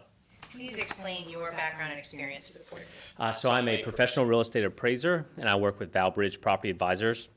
I'm licensed by North Carolina as a state certified general appraiser, and I am a member of the Appraisal Institute, and I'm working towards an MAI designation. I've been appraising properties throughout North Carolina for approximately 8.5 years now. And I've also testified as an expert at numerous quasi-judicial hearings in other jurisdictions addressing the same or similar factors that I'll be addressing here tonight. Thank you, Mr. Howell. At this time, I'd like to tender Mr. Howell as an expert in the field of real property appraisal, impacts to real property, and harmony with surrounding properties. Okay, thank you. Thank you. Mr. Howell, can you explain your role in this project? Yes, so I was engaged to study the impacts of this project to the value of adjoining property and whether the project is in harmony with the area. And did you complete any type of report based on your analysis? Yes, I prepared a report in which I analyzed the effects of the proposed development on the surrounding area. This includes looking at the surrounding land uses and residential values over the previous 3 years in order to determine market demographics and trends. I also looked at other developments in comparable locations in order to determine the effects of these developments in the area in which they are located. This is called a match pair analysis. And I'm showing you a document. Are you familiar with this document? I am. I made that document. Okay, and is this report summarizing your match pair analysis? It is. I'd like to pass this to the board, please.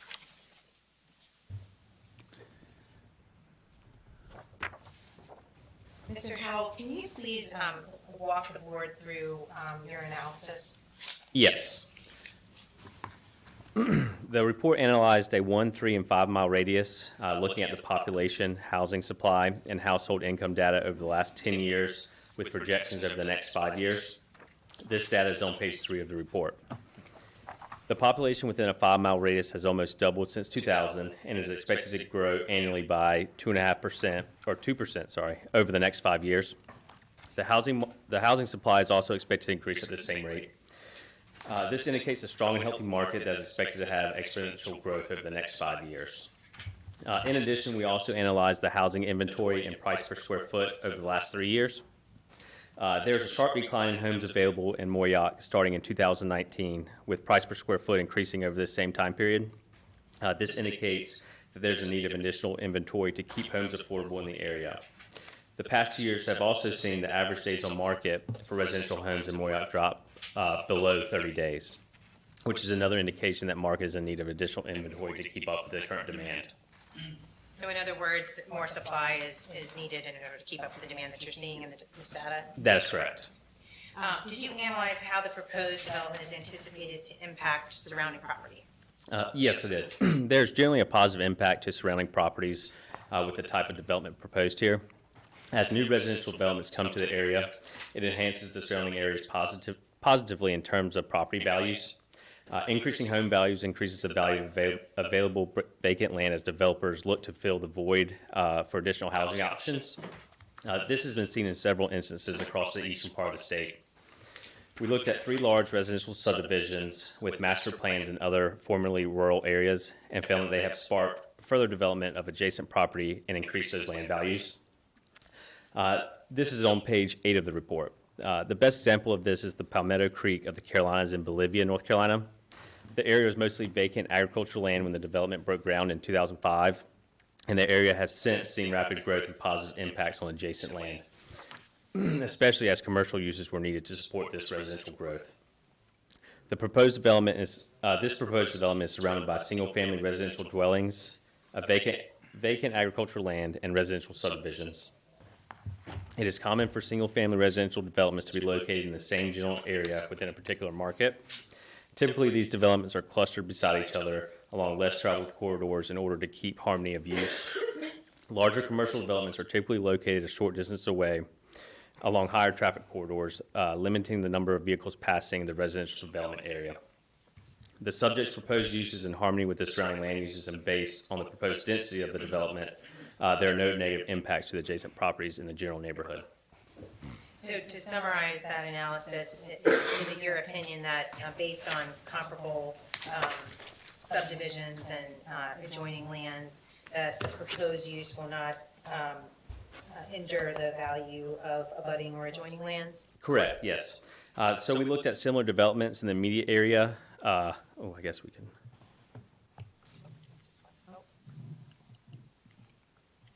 There we go. In the immediate area to determine if the project is cohesive with the development pattern.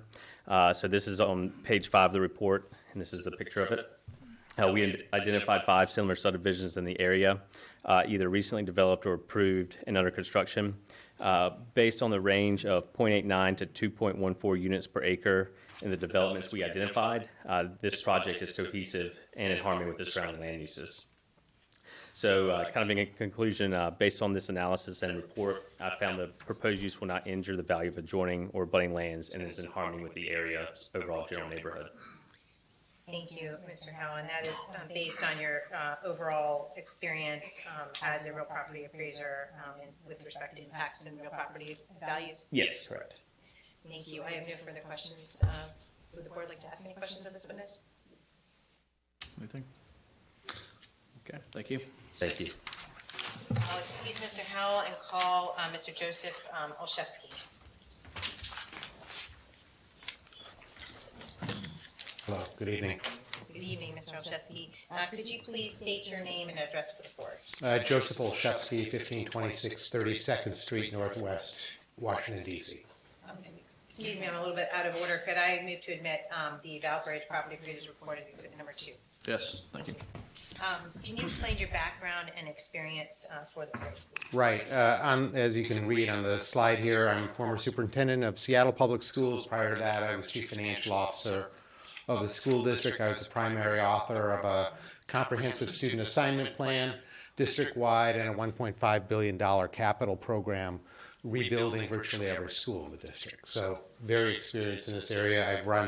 I've been president CEO of 4 different companies in the education space, and I retired a few years ago, and I'm a professor at Johns Hopkins, Harvard, Tulane, and I'm a guest speaker at Vanderbilt University. And that's retirement? That's retirement, thank you. It's a good gig if you can get it. At this time, I'd like to tender Mr. Olszewski as an expert in the area of public school capacity and adequacy of public school facilities. Thank you. Mr. Olszewski, are you prepared to speak to the county's ability to provide adequate public schools for the students generated by this development as referenced in sections 2.4.6D and 6.6 of the Currituck County UDO? Yes, I am. And have you prepared a report summarizing your findings? I have completed an analysis of that. I'd like to hand you a document marked Lotus Ridge Special Use Permit Preliminary Plat, Adequate Public Schools Facilities. Which I have another one right here, you're right. Is this the report that you That prepared? is correct. Okay, I'd like to pass this to the board as well. And you guys can see my screen, right? Yes, sir. Good. Yep, we can't see Don't- that. don't use the cursor? If you point at that screen in front of you, we can't see it up there on the Okay. TV, so. Mr. Olszewski, as I pass these out, could you please explain to the board how you went about? And I can do analysis? this. You can do that. Great. So we took data from you and from the school district that established a baseline of capacity trends. Capacity in this sense is the physical seat capacity on a school-by-school basis, year-by-year basis, against the ADM enrollment on a school-by-school basis. So we accepted as a baseline the data that you provided us. Then we created a scenario depending on that baseline data included the expansions that you've already committed to at Moyock Elementary and Moyock Middle. And then the big difference was whether Tulse Creek was going to open in 2025 or 2027. And we created 2 scenarios. We heard what you decided earlier today, which creates some clarity, but you'll see in this report we were prepared for either scenario, either a 2025 or a 2027 scenario for opening of Tulse Creek. And I do acknowledge, I think the last point is important. I think someone asked the question up here earlier. This is the best data we have available. Reality has a funny way of sometimes arriving different than we project, so we acknowledge that there could be variations over time, but this is the best and most precise data available. And just as a follow-up to that, you based your analysis on the information provided by both Currituck County itself as well as Currituck County Schools? Correct. That is our sole source of data. Thank you. So our analysis was pretty straightforward. Starting from that baseline, we had 2 scenarios. Our core scenario was the 2025 Tulse Creek opening, and then we created the alternative scenario of a 2027 opening of Tulse Creek. And you'll see we had a different plan for each of those scenarios. Our key goal in both of them was to calculate if and how Currituck schools had the ability to serve all children in the county, including those students generated by the Lotus Ridge development. So here is the Lotus Ridge development assumptions, and I think it's important to stress these because I think it's a point you made earlier. But the earliest record date is January 2025, which on the most accelerated schedule possible, the first houses will open in July 2025, which means the first set of students would arrive in Currituck County Schools in August of 2025. You can see it's a reasonably small number relative to the total capacity, total enrollment of the district, only 12 students. Another 11 students, again, this is the most accelerated schedule we could come up with. So this is the largest number of children on the fastest schedule possible. Another set of children would be arriving in January of 2026, which presumably would be second semester of the 25-26 school year, and then certainly there in fall of 2026. And then phases 3 and 4 would add another 21 students that again would be arriving in fall of 2026. So stressing, these students are arriving coterminous with the arrival of the new capacity at Tulls Creek. And how did you determine how many students would be generated by development? Yeah, the Tischler report is a methodology that the county uses, and I have not used that elsewhere. We have other variations on this, but this is very consistent with the methodology. 0.25 elementary students per dwelling unit. So it's a well-accepted model, and it's the model we used. Thank you. Okay, this is your baseline analysis. This is a heat map. This is in a document that you provided us, and I think the most important thing you need to look at, and Chairman White, I wish I could point here, but if you look at 2023-24, starting then for both Shawboro and Moyock, you can see you've got a lot of red, right? You have students over, you have a deficit capacity. All right, so that is the reality you're living right now. This is after the expansions that you've already funded for fall of 2023. This is not news to you. This is your numbers, okay?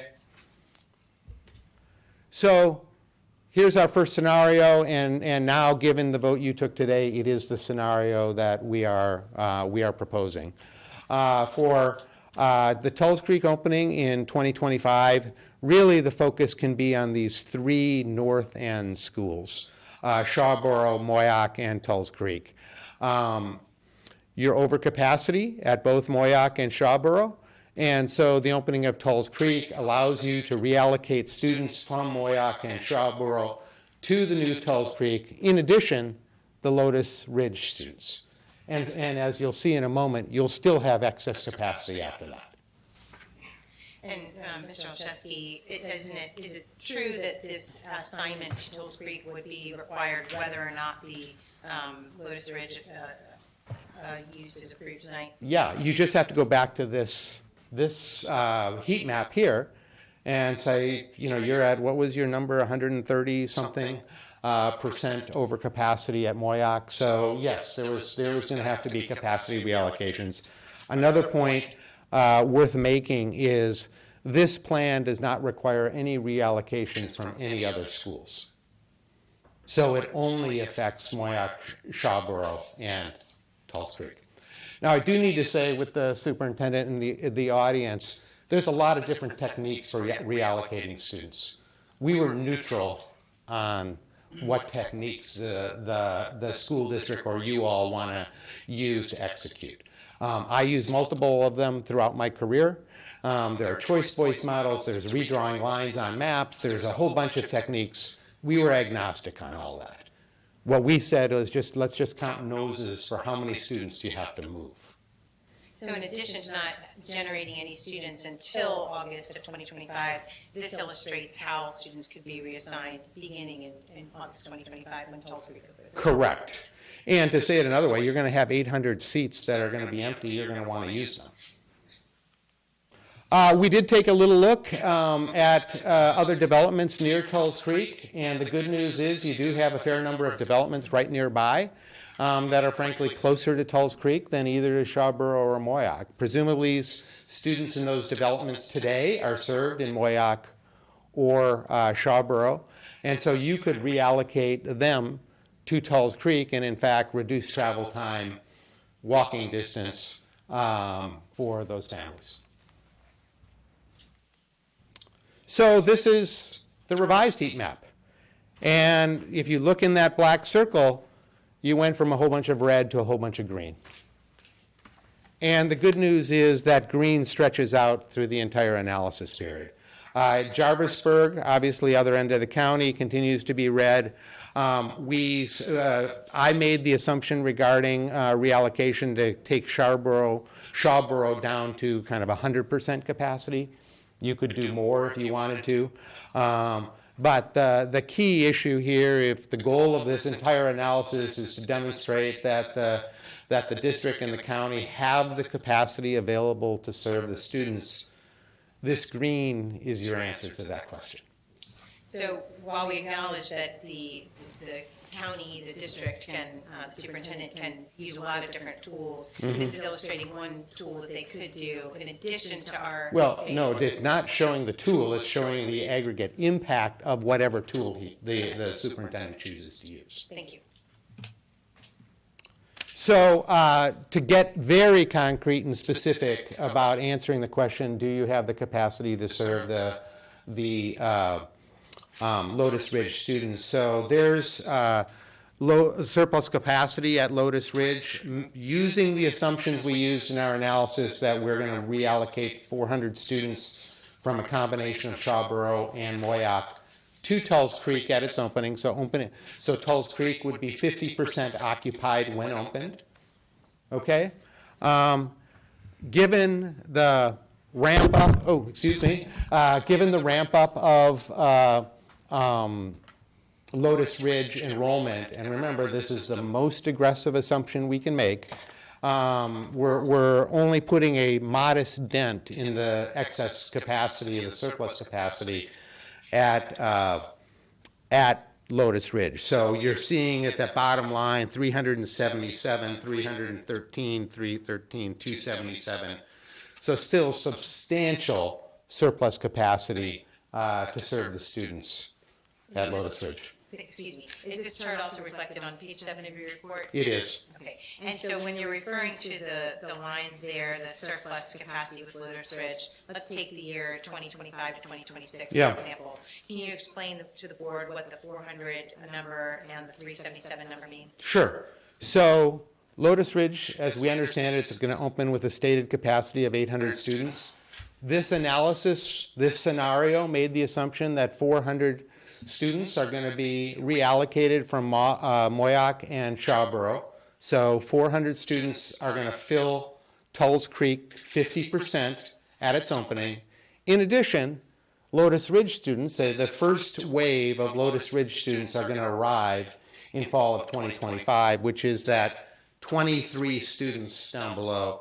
So if you take 400 plus 23, Tulls Creek will open with 423 students, which means it has 377 of surplus capacity available to it. Thank you, and that 23 number is the addition of the students from phase. There you go. Okay? Is this, again, I wish I had my pointer here, but there you go. Okay. We did do 27. I'm not going to spend as much time on that, but I just want to tell you, I think you asked the question about sort of flex, what if things get delayed, what if the world doesn't arrive the way we expected. This is how you deal with those uncertainties. The 2027 one, clearly you've got to cast a wider net, and you can see that the biggest place where you have added extra capacity is Griggs. You have a fair number of excess seats there. And so the 2027 scenario is really a two-step scenario, which says starting in fall of 25, you reallocate Moyock and Shawboro kids to Griggs, and then bring them back to Tulls Creek in fall of 2027 when they open.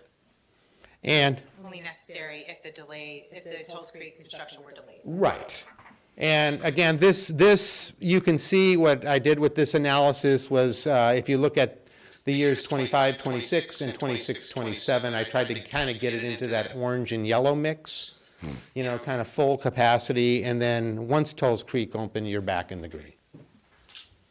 And again, same calculation, you still can service all of the Lotus Creek kids, even under the scenario when Tulls Creek gets delayed. Great. Mr. Olszewski, based on your analysis in the report, have you formed an opinion as to the county's ability to provide adequate public schools for the students generated by this development? Yes. Under the two scenarios we analyzed, the core scenario, which is a 2025 opening, it is indisputable with substantial surplus. that the county can serve all the students in the county, plus the added Lotus Ridge students. With the 2027 scenario, as I showed you, it is a two-step process, maybe a little bit more awkward, but again, you can serve all the students in the county, including those generated by the Lotus Ridge development. So based on the phasing plan that was discussed earlier, is it your opinion that the students generated from this development will not exceed the county's ability to provide adequate public schools? Completely confident of that. And that all required facilities are in place or programmed to be in place within the 2 years from today? Absolutely. I have no further questions for this witness and tender to the board. Board have any questions? Mr. Chairman, we're basing this assumption on the fact that when that first group of homes come forward, which is 48, that all of them will be occupied in July and put in students. Which is a very aggressive assumption, to say the least. Yeah, okay, thank you. Yeah, you know, if you were part of our analysis team, sir, you would have seen a much slower path, and I certainly was one to push, saying, let's have the most accelerated schedule so we with confidence can say, whatever scenario comes, we're going to be able to serve it. Mr.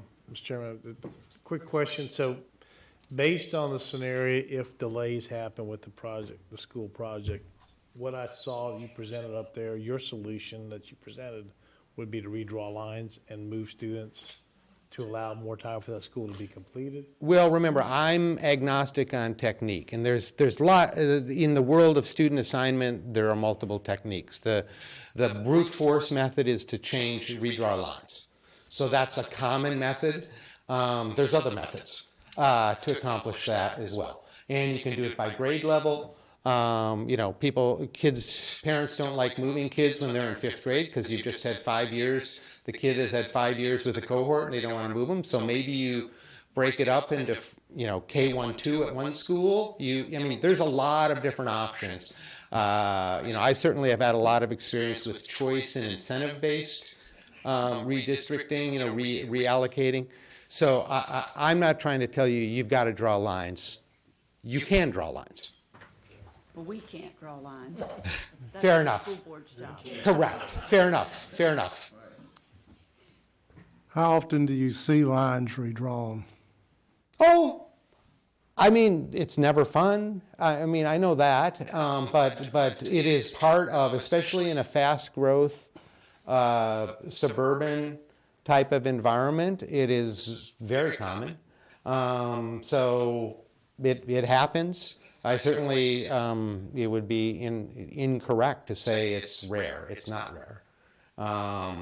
But school board members, superintendents, folks like you, you know, that's a real decision. It affects people's lives.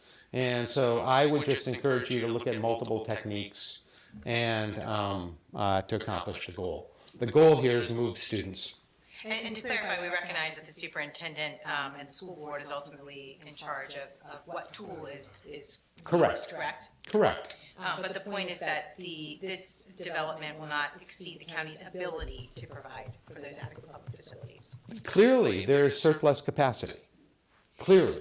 And in your professional opinion, is it in both the county and the school board's interest to fill Tulse Creek when it is opened? To fill it to the degree you have students to fill it. Right, absolutely. I mean, you're spending money to build capacity, and it's a capacity utilization question. And so moving students to Tulse Creek on a schedule, I mean, what I, as a superintendent, love about these schedules, the green schedule, is you've got a nice runway ahead of you to work with over the course of the next 5 years. Okay. Anything further from the board? All right, thank you. Thank you. We have no further witnesses. I think in light of the public who'd like to speak, we're happy to just defer any time until afterwards and summarize the evidence, and if that's the wishes of the board. I figured you'd want to come back up maybe to offer rebuttal or a closing summation. All right, thank you very much. All right, next up is public comment. I will remind everyone, as I did earlier, that this is, we can only accept evidence has been entered into by expert witnesses who've been qualified as such. So comments will be your own. The board cannot accept those and when it makes its decision based on public opinion. So with that, the first person I have is Shane Kelly.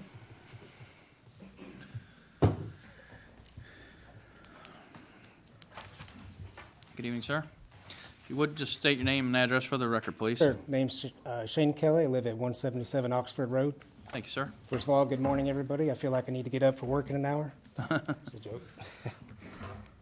So as a resident of Cahoon Farms, my main concern is drainage and flooding of the canal. And after reading the TRC comments and developer responses, there's one that stuck out to me and generated some questions.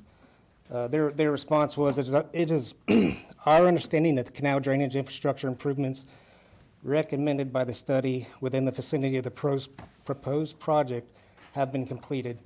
Therefore, we will not be recommending any further canal drainage infrastructure improvements. So when I read that, I looked all over the ends of the internet trying to find anything showing what was done, when it was done. Couldn't find anything. So the questions I came up with, and some of these have been addressed in a future tense, and some will probably be addressed by other residents. Questions are, what company was awarded the contract to complete the work? What portion of the canal is the contractor referring to? Is it only the section next to the proposed development? What date did the work start? What date did the work end? Who verified completion of the contractor's work? Was it a county official? How much did we, Currituck County, pay for the work? Were there any follow-on studies completed to show whether the work that was completed was actually effective in resolving the issues identified by the Army Corps of Engineers?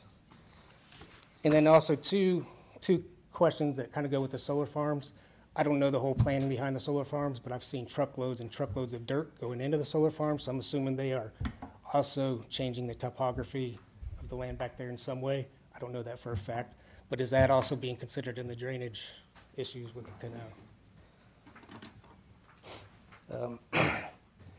The pictures I included, I know you can't consider them because I'm not an expert witness, I'm just a resident.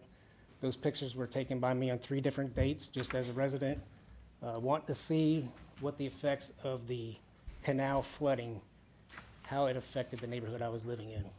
And those were taken on August 4th, 2021, April 10th, 2021, and November 13th, 2020. Again, I don't know when the work was completed, but if it was completed prior to those pictures being taken, I would have concerns that to the effectiveness of that work that was completed. And if any of you want to see some, there's some black and white copies out there. Sorry, what was that last part? The other residents, if they want to see some of the pictures, there's black and white copies out there, because when I originally printed out your copies, I accidentally did it in black and white. Instead of throwing it away, I figured I'd just bring them in anyway. Lastly, I just hope you'll consider everything, including my concerns and my fellow residents' concerns, before voting yea or nay. Thank you. Yes, sir. These pictures, these are the 10-acre lots, aren't they? It looks like it to me. It looks like, yeah, so Yes. they're exempt from stormwater. They're 10-acre lots? Yes. Yeah, so they're exempt from stormwater. Yeah, okay. Right. That's something we're working on remedying. Yeah, so, but I just want to make sure I was looking. And one of the things, to answer your question, when I asked the drainage expert when he came in here, was to look up upstream, analysis and look at this. The Army Corps of Engineers has done a study of our area, and we created a larger MAYOC stormwater drainage district, and we now have money in that. So we're actually working through making some of those improvements to fix that. That has not begun yet, okay? So that is out there, but to your point, that is exactly what we're working through. We finally got a nice pot of money to work with soil and water to get in there and do some repairs, open up, put larger culvert pipes in where they're needed, and those types of things, do snagging and clear some of the outfall. So just as a general statement to the public that may be watching tonight or in the room, we are looking at that right now. Okay. I know the watershed district hadn't met since around COVID, talking to a couple of members that were currently on it. I did apply, so I could do my part and try to help out. So And I did hear them address some of the issues with the drainage, but it seemed like it was all in future tense. I just hope we do our due diligence and require that the analysis and modeling be completed prior to voting approval. Thank you. Okay, thank you, sir. Appreciate you coming out.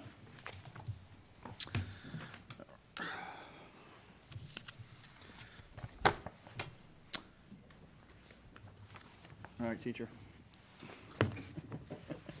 Michelle. Is it Michelle? Oh, Cognac. All right, thank you. Knew I was going to get that wrong. Good evening. My name is Michelle Cognac. I live at 178 Oxford Road. I have the following concerns about the Lotus Ridge development.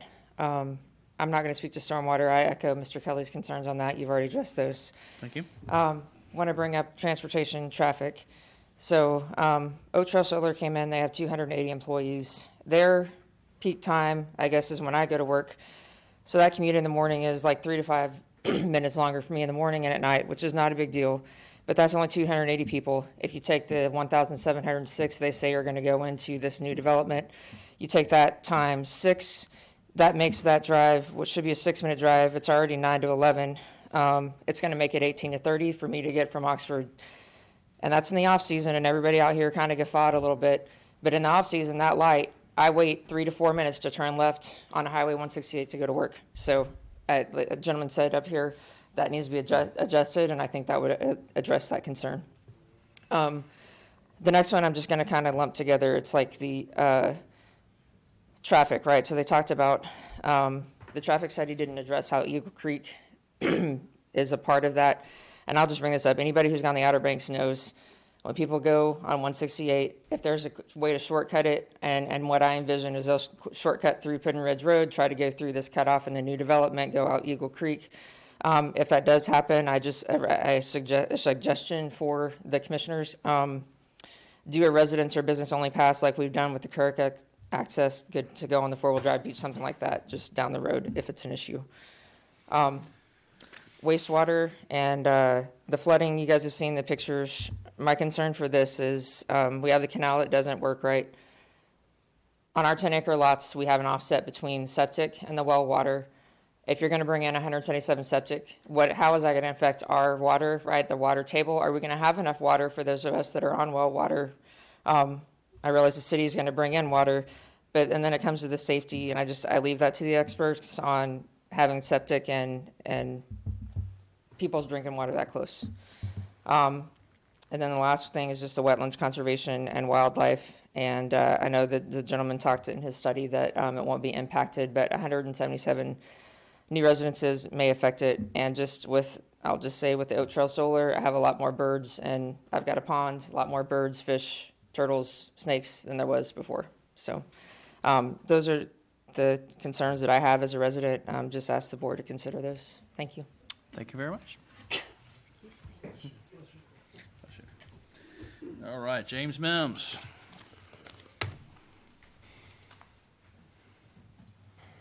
Good evening, sir. Good evening, board. James Mims, 105 Chestnut, and I'll begin. As I begin, please keep in mind that the small area plan labeled Moyock as rural. Starting with Currituck 2040 vision plan and the land use compatibility, it states, quote, preserve rural character through preservation of water views, open space, farms, pastures, woodlands, forest, and wildlife habitat areas for hunting and fishing. Within the UDO, Chapter 1, General Applicability states, the intent of this ordinance is to more specifically to paragraph I, protect the county's rural character and agricultural heritage. The only clear way within the UDO to establish what preserves rural character is taking a look at Chapter 3, zoning districts for single-family mainland. It establishes that rural and conservation areas required a density of 0.33 dwelling units an acre. This development is not in line with that vision and provides a 0.70 dwelling unit per acre density. I'd like to follow up with some text straight from the special use permit for Lotus Ridge. Bullet number 12, paragraph D, that the proposed development will not cause the county to exceed its ability to provide adequate public schools. When I provide this information, I just want you to be aware that I got it through public records request. I'd like to read some quotes from the budget work session. Jarvisburg is busting at the seams. Central is busting at the seams. You go to other schools like Shawboro Elementary, and they are using broom closets for space. Moayoc Elementary School, according to adequate public facilities ordinance, is sitting at approximately 737 students, in a school designed for 529 students, according to the table presented to me through a public records request. Based on the Tischler study, the construction of Lotus Ridge, it would bring the projected enrollment of Moayoc Elementary School to 780, with only a projected capacity of 770 students, and therefore is not in line again with adequate public facilities at Moayoc Elementary School, even following the expansion expected in August. Let me please remind the board of three things. These enrollment projections do not account for the Florida Farm subdivision that is dedicated to Moayoc Elementary School with a 69 student enrollment expected, bringing the total needed capacity to 849. Number two, these enrollment projections also don't account for the other 210 Moayoc Elementary School students expected to be generated by the other developments to the liking of Falls Plain Development with 111, Falls Estates 7, Moayoc Commons 13 students, Baxter Station 20, and much more. This would require a school capacity of 1,054 minimum at Moayoc Elementary School with all approved developments built. And three, according to North Carolina Public School Facility Guidelines, mobile and modular buildings are temporary, freestanding, relocatable classrooms and toilet units. There's no walking this decision back. You cannot say a school is programmed to be here within 10 years when by your own very words, we can't even obtain enough police cars, fire apparatus, or employees for business. Supply is a huge problem in this country right now. You're going to have to stop putting words in our mouths. Now, you've taken some stuff out of context. I did very much so state that we are working through replacing apparatus, and it takes a while to get it. But that does not mean that we cannot deliver adequate public facilities. Supply is a huge problem in this country. Do you remember how long it took Currituck County High School to be built? Don't allow this development to become like past rezonings. Quote, the reason we're in this mess is because of rezoning that took place years ago. Who can you blame if those schools or expansions aren't here yet? Let's not rely on contingencies, let's rely on fact. There's not adequate public facilities right now. Again, you can't testify to that. I'm not testifying, I'm You are, giving my by being opinion up like here, you are stating your opinion, and you cannot be considered. So you cannot testify to things you are not an expert on. I'm not testifying, I'm giving my opinion. Well, that's not, you're still testifying, because you swore under oath that you would I didn't swear under testify. oath, Chairman. You did not raise your hand. I did not. And You told me you can't that- be up here. I asked anyone who was going to speak this evening to stand and raise their right hand. No, that Yes, is I if did. you're I said we have a whole group. testifying. I had everybody over here and a bunch of people over there, because we don't have enough Bibles, and we had a bunch of people that were in this room to speak on this agenda item tonight before I even got into the agenda item. Chairman, you told me out there that testimony and opinion were two different things, and you said that Right. in the hallway. You It said if did. you're testifying to swear in. I did not swear in because I was not testifying, I'm Well, giving public you opinion. have to swear in to be part of this process. Can I please swear in? Yes. Okay, So there's a thank Bible right there. Thank you. Need you to place your left hand on it, your right hand in the air. Do you solemnly swear that the testimony you're about to give will be the truth, the whole truth, and nothing but the truth, so help you God? I do. Thank you. Now, that being said, you have to be very careful where you go with this, because you are not an expert on any of these things. So just, you're trying to offer testimony, but it's not. There are opinions. An opinion was the other people that came before you, that they had an opinion that it was going to flood, but this was through observance. But they didn't say it's actually going to flood every time. You're saying we don't have adequate public facilities, we're going to have 1,000 kids, and you came up with numbers that we're not even aware of. Can I please provide you the public records request results that were given to me through the county officials, county staffing? We can't consider it. You cannot what? We cannot consider it. Okay. I'm trying to provide an opinion with quotes that are exactly So from members of is this. your opinion, you need to just give us your opinion. You know, the problem is with this whole thing, this is not designed for public opinion. It is in there, but because of legal challenges, changes through the state legislature to how we have to operate, that public opinion can't really be considered. And the problem is, as I said earlier at the very beginning of the meeting this evening, we want to hear public opinion. We are political animals. We are here to serve you, the public. But the problem is we can't do that in this particular instance in that normal way, as you could with a rezoning. You can come in and all day long have an opinion on that. I apologize, Chairman. To my understanding, this was a time for me to express my opinion. That is what I was trying to do. With me stating that we don't have inadequate public facilities, that is in my opinion from the public records request that I provided. That was my opinion. I am not an expert. That is in my opinion. You can't take my word for it. It's just my opinion. That's me just delivering my freedom of speech. Right. That is all, Chairman.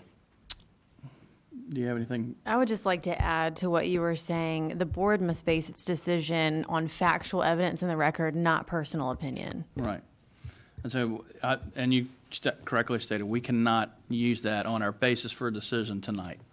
And it's frustrating to us as a Board of Commissioners. All the time we deal with this. So I do apologize to you guys and the public that we can't consider that, but I want to make clear how we have to operate. Can you please allow me to finish? Yes, please do. My comments. Moving on to safety. Also, in the special use permit bullet number A states this use will not endanger public health or safety. This very board, multiple members have stated that we need and are behind on fire apparatus. It's not due to the housing, that is due to age, but we need apparatus and it will take years to get. Some different companies, including E1 and Seagrave, that we use to obtain and purchase apparatus, state that the apparatus could take 2 to 3 years to obtain. This very board said we need an aerial. Even more importantly, we need manpower. Directly from members of our fire department, we are lacking manpower. We're always scared of being sued. What if the people decide to sue the county for not having adequate apparatus or manpower to protect their homes? Also, as a parent, without exploiting a security threat at our schools, how can we allow this development to be passed without a fix in place that the parents have brought forward in recent weeks? Have the safety concerns been addressed and adequate precautions been taken? Board, I hope you're understanding what I'm saying when I speak of this topic. I truly hope the seriousness of this situation is touching the hearts of not only you, but also the developers presenting these 177 homes with children set to walk through the doors of our schools lacking needs. I want those children coming and those currently here safe. Board, it's time to say no. I've given you all I have. Developers and commissioners, I hope even you can see the genuine feeling and passion of the people that show up here week after week, day after day. For those of you in the audience and watching at home that believe nothing will control the growth, I beg to differ, and we will, and it's people like those sitting in this very audience, those of you that are standing by me and encouraging me, and those of you taking a stand together as a community, that one day, maybe today, this board will vote down a major development and move forward with a vision that would indeed make Currituck great again. Thank you, board. Okay. Now, James, hang on a second. Thank you very much for your passion and dedication. First of all, okay, I don't mean to dissuade any of that. You are very close to getting yourself to be a leader of a civic association. I have said that before in here, and I'll say it again tonight. We have one in Corolla. They have affected change. If you get together and get enough people together and form a civic association to have a united common goal and vision, you can then probably get together and hire an attorney to represent you and bring in people to express your point of view and your concerns and offer a counter view for the Board of Commissioners to consider. Right now, the only thing that's come before us tonight has been expert witnesses who have years of degree work behind them and their careers to back up what they say. And so it puts the public at a great disadvantage, and it's not your fault. It has been years of trials and courts and bad decisions by other Board of Commissioners in other counties and other towns and other cities that have involved this process. So I'm just advising you that you should absolutely try and do something, try and organize and form your own civic association so that you can have a united voice and hire someone to help you out in these situations and give the board something to go on for future, stuff that comes down the road. Thank you, Chairman. Okay? Thank you for coming out this evening. All right. John Pollard? Did you take off? Connie Hedrick.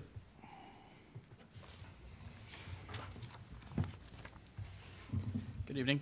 Good evening, Mr. Chairman and Board. And I want to compliment the applicants for a well-prepared presentation for you to consider this evening. And people do say that if you're not if you're the smartest person in the room, you're in the wrong room. Well, I guess I'm in the right room now because I am not the smartest person in this room. I did hear a couple of pieces of testimony from the applicant. And first of all, my major concern about the subdivision is when it originated. We became in Currituck County on the OLF consideration 2003. I believe I heard in the narrative that this subdivision was put together in 2007. And it was shelved. It was put together, from what I understand, history of it is that we were at a point where we were trying to fight the OLF from coming in. And so there were many subdivisions that were created to create density so that we could fight having the OLF right there on 168, 158. So this came to be, and then now all of a sudden it is on the table. I also heard from testimony here with our stormwater drainage that they consider the whole drainage situation that we have. I must digress. My name is Connie Hedrick. I reside at 296 Summit Farms Trail, Moyock, North Carolina. So I live in Summit Farms, right back there in the red. So I'm adjacent to Oxford. So what the stormwater expert did not include in his demographics and topography was Canal A that runs concurrently to Guinea Mill, that runs between Oxford and Summit Farms, that adjoins at Guinea Mill, that goes out to, I'm nervous now because I'm tired. Okay, take your time. Goes out to Rolling Creek. Mm-hmm. And we also have Canal B that's tidal. Now, see, we've talked about the 100-year floods. We've talked about this, but we haven't talked much in the demographics and the amount that in a 2 to 3 hour rain and a tidal nor'eastern, we can have up to 16 to 18 inches of water kind of stand around and look at us. Now, we've all established that this is flat farmland. This flat farmland, again, I'm not an expert, but this flat farmland has been tilled and burned for how many years? Ms. Jarvis, how many years? Ask Owen. Owen, I've been here since 2011, and I live on flat farmland, and I've made a point, because it was turned and burned, to make my property, the soil, to have better management. Well, if you know anything about soil and soil conservation and remediation, you will know that this little tablet right over here, it loses all the dexterity and the glue that holds the soil together. So therefore, the soil cannot absorb the water. There's no place for it to expel. There's no erosion control. But we've got a watershed that we voted for. Thank you very much for saying it's a pot of money there, but we haven't done anything yet. So we voted to be a part of that watershed so we could clean these canals out, clean these ditches. And I must apologize to the board for laughing hysterically over Cooper Garrett, but I drive Cooper Garrett. I'm a realtor. I cover Virginia, Northeast North Carolina, so I scoot across Cooper Garrett. Well, I do not know what the plans of the topography for those solar farms are, But in expert testimony, they also said that these farm ditches that are there to help with the drainage will not be filled in. If you go down Cooper Garrett, from that canal that goes where it starts past those Curver homes, all the way into the next one on the side where the Cooper, every single one of those culvert ditches are filled in. The only place that that water can go is to a canal. If it goes to a canal that is not cleaned out yet, it's got to flow uphill through to the other Southern farms, which borders Guinea Mill and Rolling Creek. So if it can't get there, guess whose properties it's going to sit on? Not only is that, we are septic, and we do not have, because we are ag, we do not have watershed, we do not have storm, we have septic. So when Matthew came and we had 18 inches of water for 4.5 days,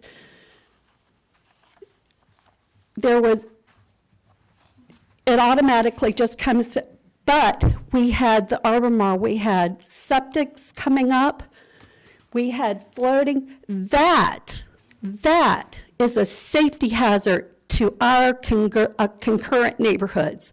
It is not safe to have this neighborhood done until we know the drainage can afford the soil that is there, the methods that are used can be put in place, that it does not roll into Eagle Creek, it does not roll into the solar farms.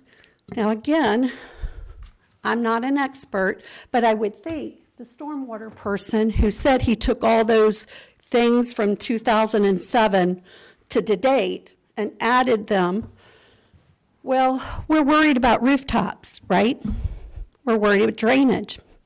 But let me ask you, what is a solar panel? What is a solar panel? It's an artificial place that moves the rain it diverts it from its natural flow. And if we've got soil that looks like this with cables and prints and ditches that are filled in, where is that water going to absorb? Let's use the science. Get that person in here to say the absorption rate under the worst case scenario in a tidal 4-hour 6-inch rain can absorb it and it can roll off. In my farm that I can speak to, I have 18 to 20 inches of loamy soil. I have not tilled mine to make it organic. My choice, not everybody's choice. But I'm telling you, after that 20 inches, it's clay. And I believe that's why the expert said there's certain conditions for the sewage that has to take place, because when they start digging down to these outfall drainages and the ponds, the reservoirs, we're going to find clay.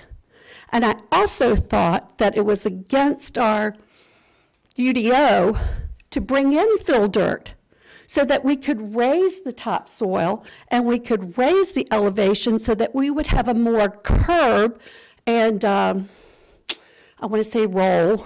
It's help me out, landscaping people. Crown in the yard and the peak. Now, what we are going to have, according to this proposed here, in the bottom of the corner, we're going to have a doggy park, and we're going to have some green stuff. But where is all the erosion control going to happen with this runoff? We're going to have concrete that's not porous. We're going to have sidewalks all the way around it. It's beautiful. It's a great quality thing. But where are we going to be able to have the natural absorption of the water that God gives us that we cannot control? So my proposal is that I'm a realtor. We're in a housing crisis. I'm all for housing at the right point. But until we get the stormwater drainage thing for this area, and we make sure the ditches are fluid from the solar farms and that is constructed, I suggest you table it until that pot of money can make sure that those things are done so that we ensure the safety and well-being, sewage, water, housing, transportation, until we know that that study is not a speculation, but it is a good probability it can be enforced. I appreciate your time tonight. Thank you very much. Going out. Mr. Chairman, can I say one thing? Miss Connie, I was just gonna say, to my knowledge, the, county manager, some of the ditches that you were naming. Sorry.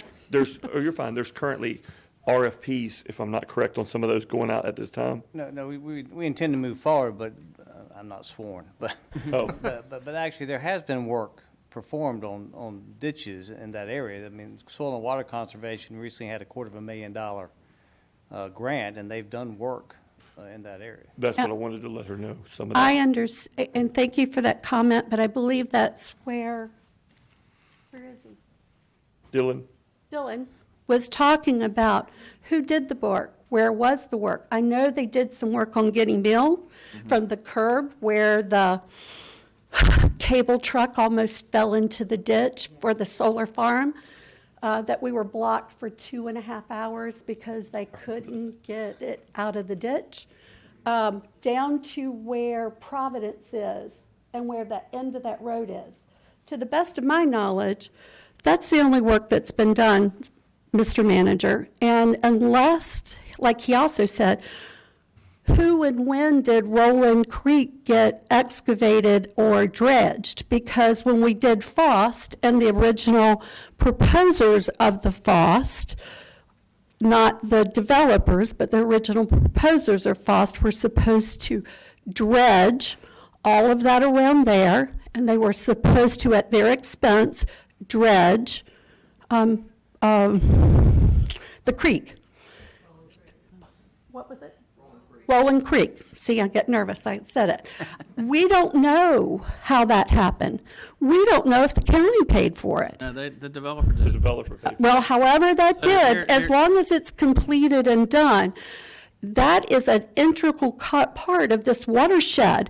And if that isn't done, then none of this is going to go anywhere. 'Cause There has been significant work done. When FOST was brought online, they took it all the way to the sound.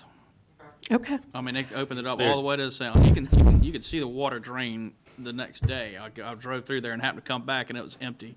Well, I from where do it was, know but- when Matthew came and we had all that water, Right. as you are aware, we went and talked, and then they went down to the solar farms and took a little kayak down there, and about three days later, water was moving.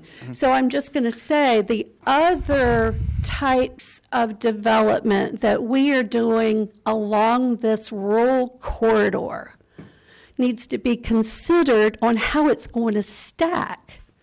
And it's a great presentation for this 177 houses and what's coming in and what's going out with that, and the basic utilities and schools and that.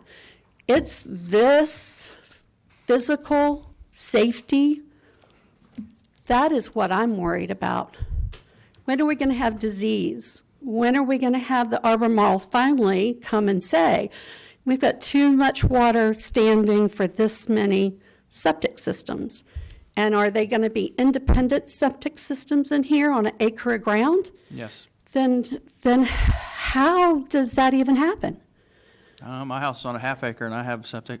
Well, I'm just saying, if we have a tidal event, not a 100-year flood, but Well, a severe, okay. but I think- anyway. I think we beat this. Dead? enough, but I'm sorry. Thank Thank you you. very much. All right. You did great, even though you were nervous. You did a great Okay. job, so thank you. All right. I got Steve, I'm going to get your last name wrong. She took all my thunder. Hedrick. Oh, there, okay. Same Anyway. last name. She has better handwriting than you, by the way. She Just to does. throw that out She there. took all my thunder. All right. Anyway, I'll be brief. Steve Hedrick, 296 Summer Farms Trail, Mayak. I've seen the layout. You know, it's pretty. It looks great. Again, I'm going to pound on drainage for just 1 minute because we live at Summit Farms. We were placed in the Moak watershed, I don't know, a year or two ago. My understanding is that those canals won't have anything done to them until our area taxes generate enough money to pay for that area. I might be completely wrong on that, but that's what my understanding is. But lateral A does connect into Guinea Mill, and obviously if you looked at lateral A, it's very shallow and it's a little bit narrow. So with water seeking its own level, I do know something about water and hydraulic pressure. That canal will fill up first before it overflows Guinea Mill. Just my observations from living with Matthew and it breaching behind my neighbor's home. Secondly, I want to talk about is our egress. Commissioner McCord, I laughed at your Cooper Garrett statement. I'm sorry, but that was me too. Right down with the lots. Okay. I would love to see Cooper Garrett paved out, blacktop for better egress, but that'll probably get done after the Mid-County Bridge is built. You're about right. Probably. Just my thought. I talked to Mr. Etheridge about it, and we discussed why, not enough housing, blah, blah. So another form of egress we can could work out of putting Ridge Road, because the north-south traffic lights have changed. So right now it's stacking 5, 6, 7 deep, making a left-hand turn. And obviously everyone knows down here you can't make a left-hand turn in the summertime, even with a light. So my thought was we have White Pine out there dead-ended. Maybe if we could swing that up around behind the food line, maybe give the people in Quail Run some other egress out of there to help alleviate their burden of trying to get out, because they are very close, in the 35-mile-an-hour zone that everybody likes to take advantage of with speed and such like that, and stacking up vehicles. That, I don't know if that could be a possibility for the county to look into doing something like that for some more egress off Puddin Ridge. But right now, as we all know, car wrecks front of the food line, front of Puddin Ridge, Talls Creek all the time, and that effectively shuts down that entire corridor, that entire egress, unless we use, like I say, Cooper Garrett Road, depending on where you're at in the stack of vehicles waiting to get somewhere. So, thank you for listening. Have a good evening. Thank you.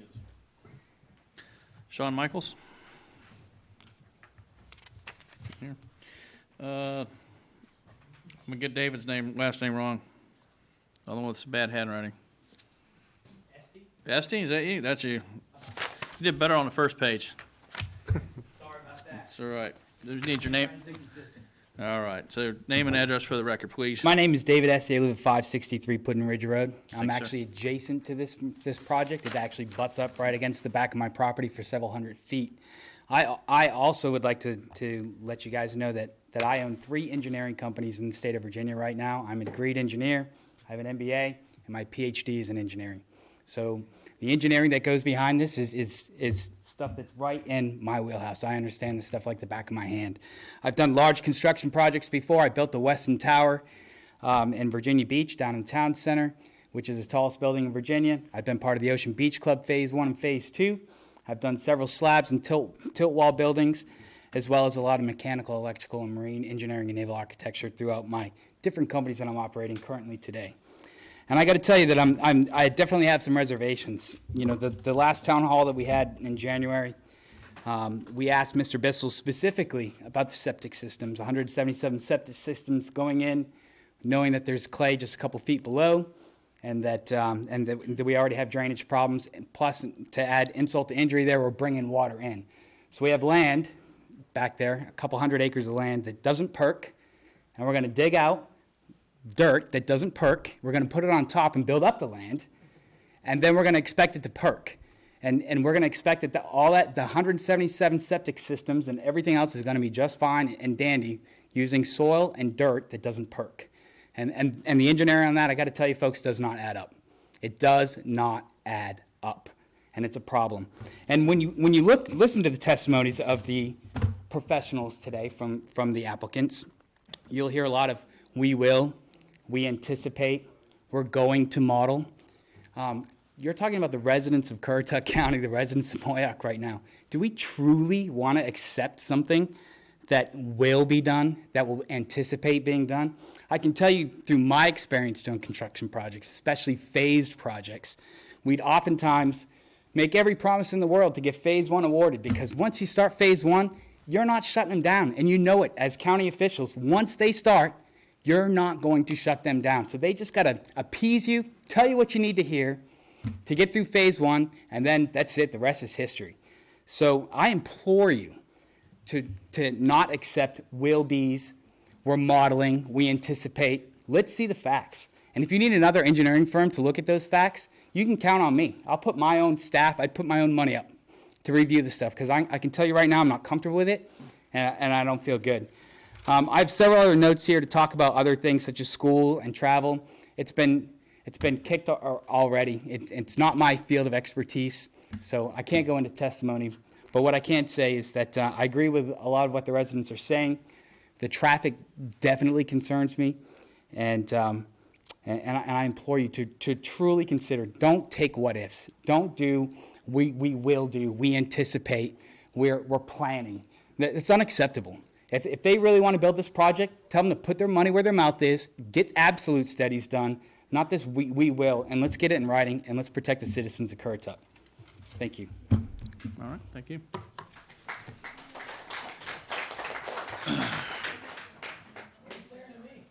All right, Joanne Stick. Joanne? In the audience? Nope. All right, anyone else didn't sign up this evening that'd like to speak? Yes, sir.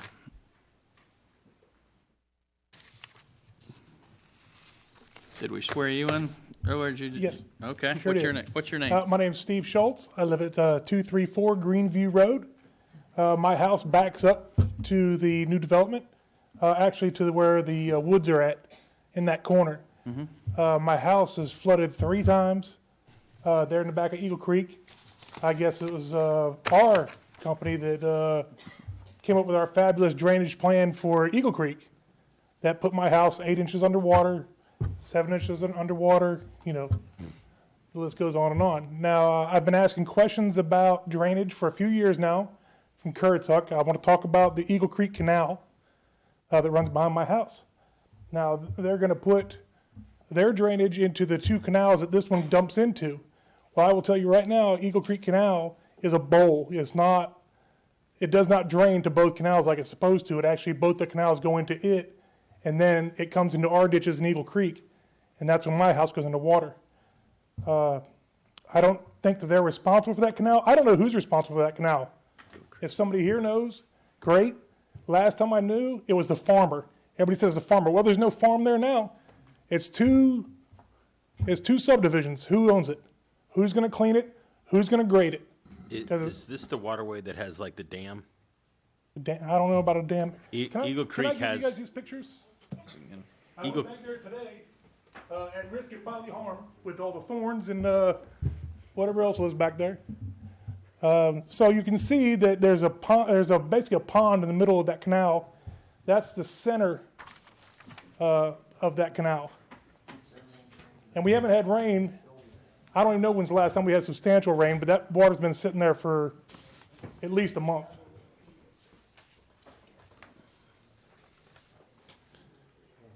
Mr. Schultz, behind your house from like 210 probably to about 250, all that is wooded, correct? Yes. But then like further east and west, I guess it would be east and west, it's clear, correct? Yes. Okay. Yeah. So my area is where the water lands are at. I guess all the trees where the dog park's going to be and all that stuff. There won't be any houses behind me, and they're going to put a berm back there, and the berm is going to keep the water from that canal from backing up and going to theirs, but it won't keep it from coming into Eagle Creek. It'll actually reinforce it coming into Eagle Creek. Not any fault of theirs, but our ditches open up to this canal. This canal doesn't drain; it actually fills up before the water goes down to the ocean or to the bay where it goes. So I would like to know who is responsible for this canal and when is it going to be graded properly so the water goes away from my yard, because I don't want to do another flood. Well, What ditch, if is Dylan still in here? I'm curious of what ditch, I know exactly where Mr. Schultz lives. I've known Mr. Schultz for 20 years. But, I'm trying to figure out what ditch it drains to. It drains to both of them. I think with the way it's supposed to be designed, and I'm no expert, but I think it's supposed to crown in the middle and then go to each of the canals, Rolling Creek and to Guinea Mill. But it actually is opposite. It actually goes down in the middle, so that when they're going to hold the 100-year storm, and then when it starts coming out, guess where it's going to go? Well, if my canal's not already full, it's just going to push it right back in Eagle Creek. And I'm no expert. I'll be the first to admit it, but water being what it is and gravity being what it is, it's fairly obvious it's going to fill the bowl first. And I've already had a flood 3 times, and I've done this many times, and I've been told that things were going to get done. There was money. At one point, I volunteered to be on the watershed for the area that I live in. Had a couple emails, never got anything back from it. About a year and a half ago, just out of the blue, I sent them another email saying, hey, did this committee ever form? Because I heard you had money, but you didn't have anybody to be on the council for it. Or I said, I'll do it. I'll do it again, but never got any word back. So yeah, you're right. It went on a pretty good hiatus there, and you know we were talking about it recently, and since we put the larger overall tax district in place to deal with it, we have accumulated a nice pot of money at this point in time. So we now actually have real money to commit to go into fixing these and the problems. And now we just have to formulate a plan and work with soil and water to actually do that. I don't know that we'll go back to a committee because we have a Corps of Engineers study that tells us exactly what's wrong. So now we just have to implement what they've told us to do. Okay. And we are totally going to move forward with it as expeditiously as you can in county I just want to government. point out there's a large tree right in the center of that thing. Yeah, it's in the picture. And there's Yep. also a lot of erosion on the berm on the back of Eagle Creek. Now, I don't know if that's Eagle Creek's problem. That's why I'm asking who owns the canal, because nobody will own the canal. I think we'll just have to look into that. I mean, nobody Okay. could say right I here. would assume, since this is, this entire project's on what's it called, the Pendleton Farm, and this little wooded area was called Pendleton's Thicket. And that ditch runs through it, so I would assume it belongs to the farm. Well, that's the problem with assuming. We don't know. So, but we'll have to, we need to look into that. Okay. It's a very reasonable concern, so. Thank you. Thank you. Okay. At this time, I will close public comment. And we will take a break before we jump back into it, and I'm sure Mr. Swagler has some rebuttal.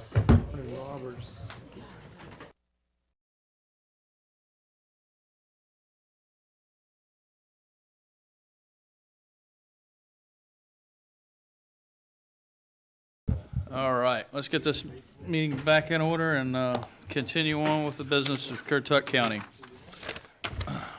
Ms. Swagler, I'm assuming you're going to offer up a few statements. I'd like to just briefly summarize the evidence. Now that we've heard from rebuttal witnesses, at this time, I'd like to ask that the presentation, the staff report, agenda, and all attachments, and the recordings of this meeting be admitted into evidence or into the record. I'd also like to move that the report from our school expert, Mr. Oshevsky, excuse me, be admitted as exhibit number 3. Thank you. Thank you. Accept that. Tonight, I'd just like to summarize that we've met our burden by competent materials, substantial evidence on each of the 4 factors in front of you. The use permit will not endanger public health or safety, and that Mr. Bissell offered his expert testimony that the proposed uses meet all UDO provisions and exceed them in some circumstances. They include significant stormwater improvements that exceed the requirements of the UDO, as evidenced by the testimony of Mr. Deal, which included the full modeling and drainage for the 210 and 100-year storms, which exceeds UDO requirements. That the benefits would surround these improvements would improve the conditions on the existing area and really study the entire basin as a whole. Ms. Simpson also testified as to factor number 1, that the internal street and sidewalk network have been designed to mitigate any traffic conflicts, and congestion is reasonably expected from this development, but mitigated by the improvements and existing infrastructure. As to factor number 2, Mr. Howell testified that in his expert opinion, the property as developed will not injure the value of adjoining or abutting lands and will be in harmony with the area in which it's located, based on his expert opinion and licensure and years of experience, as well as the report that he prepared and explained to the board.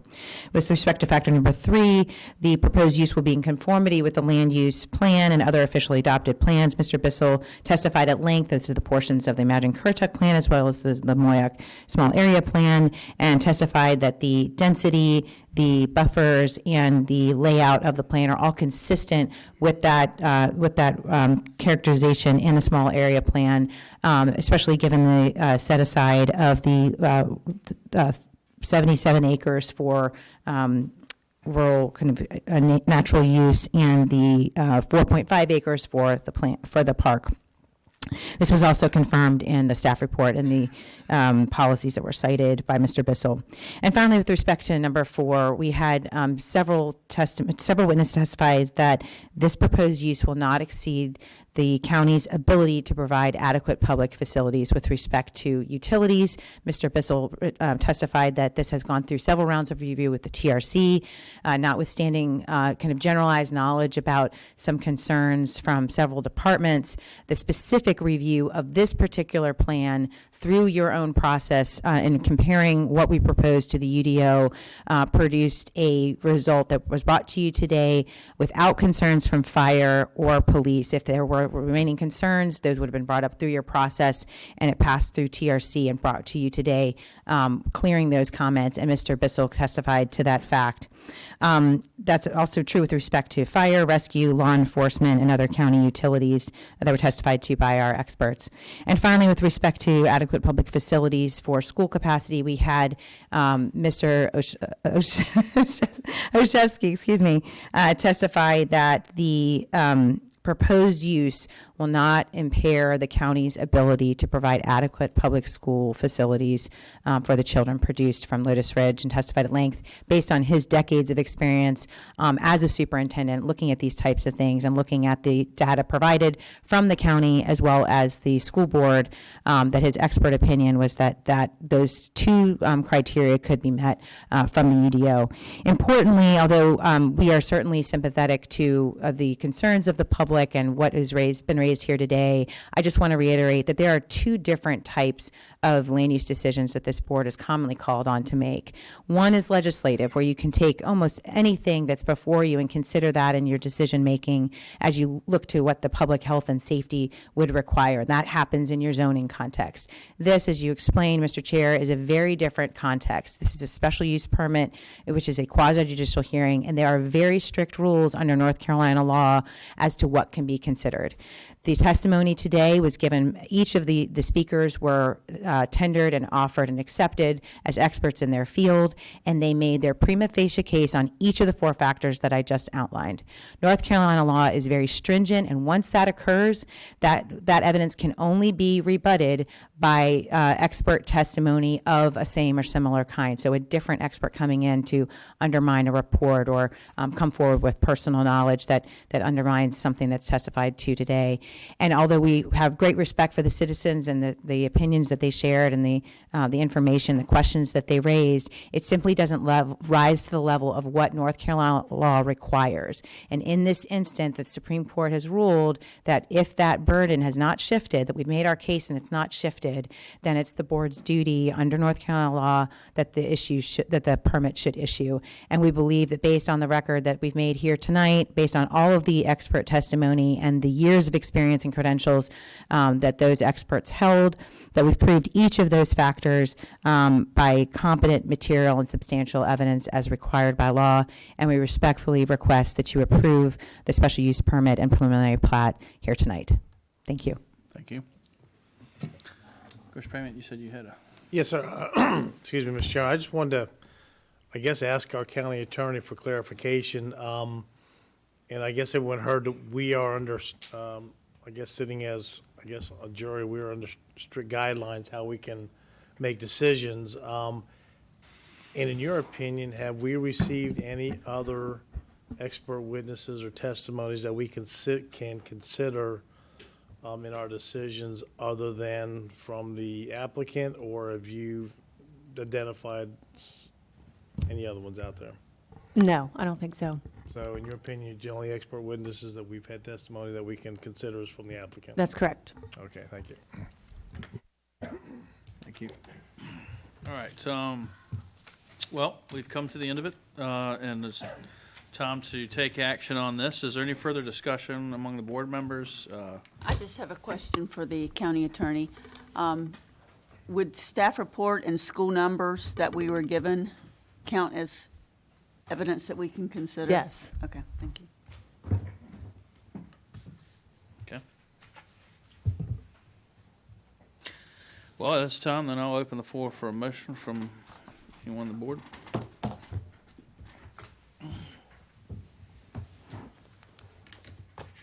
Mr. Chairman, we've heard here tonight that opinions don't count, and regardless of what my opinion might be on this one way or the other, I am bound by the oath of office that I took to uphold the laws of North Carolina, the Constitution, and Currituck County. So with that, I'm going to move to approve PB 23-01 Lotus Ridge preliminary plat special use permit because the applicant has demonstrated the proposed use meets the review standards of the UDO. The board, the TRC Review Committee comments provided in the staff report shall become conditions of the approval. Special use permit review standards, the use has been demonstrated tonight will not endanger the public safety based on the expert witnesses that we've got. The number two, the use will not require to devalue the,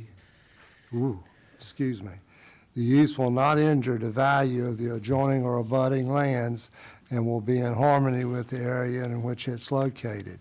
And that was illustrated by the report from the real estate appraiser. Number three, the use will be in conformity with the land use plan or any other official adopted plans. And our own Director of Planning, Kevin Kemp, talked about that. And the use will not, number four, the use will not exceed the county's ability to provide adequate public facilities. Yes, we're going to be up against it in terms of the window of the schools opening, but the adequate public facilities ordinance says plans within 2 years, and we're definitely within that time window right now.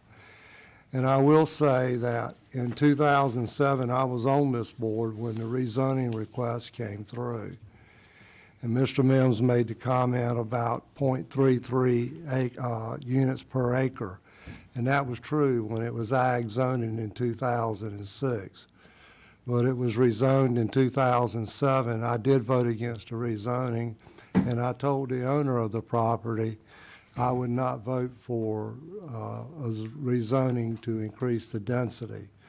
But it was a pass by a 4-to-1 vote, and that's the position we find ourselves in tonight. Thank you, sir. Do we need to throw the land use policies? Or was he cited Kevin's, the director's,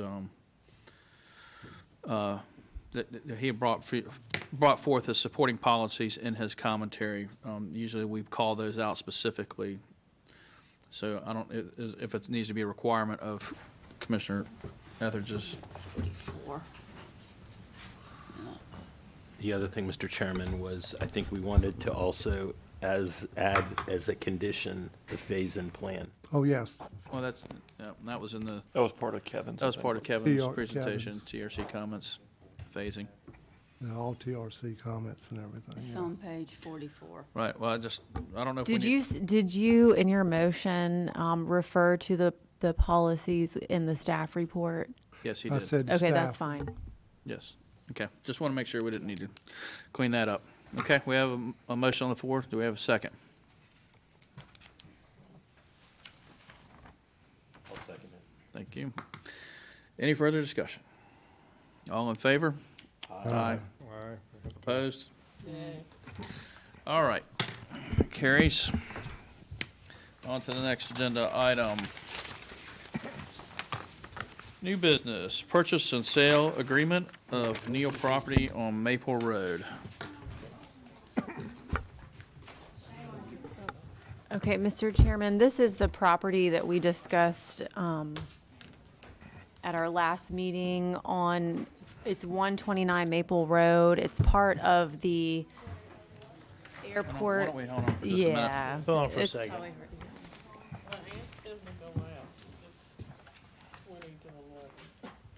Yeah, we got plenty of time. There you go now. Good night. Good night.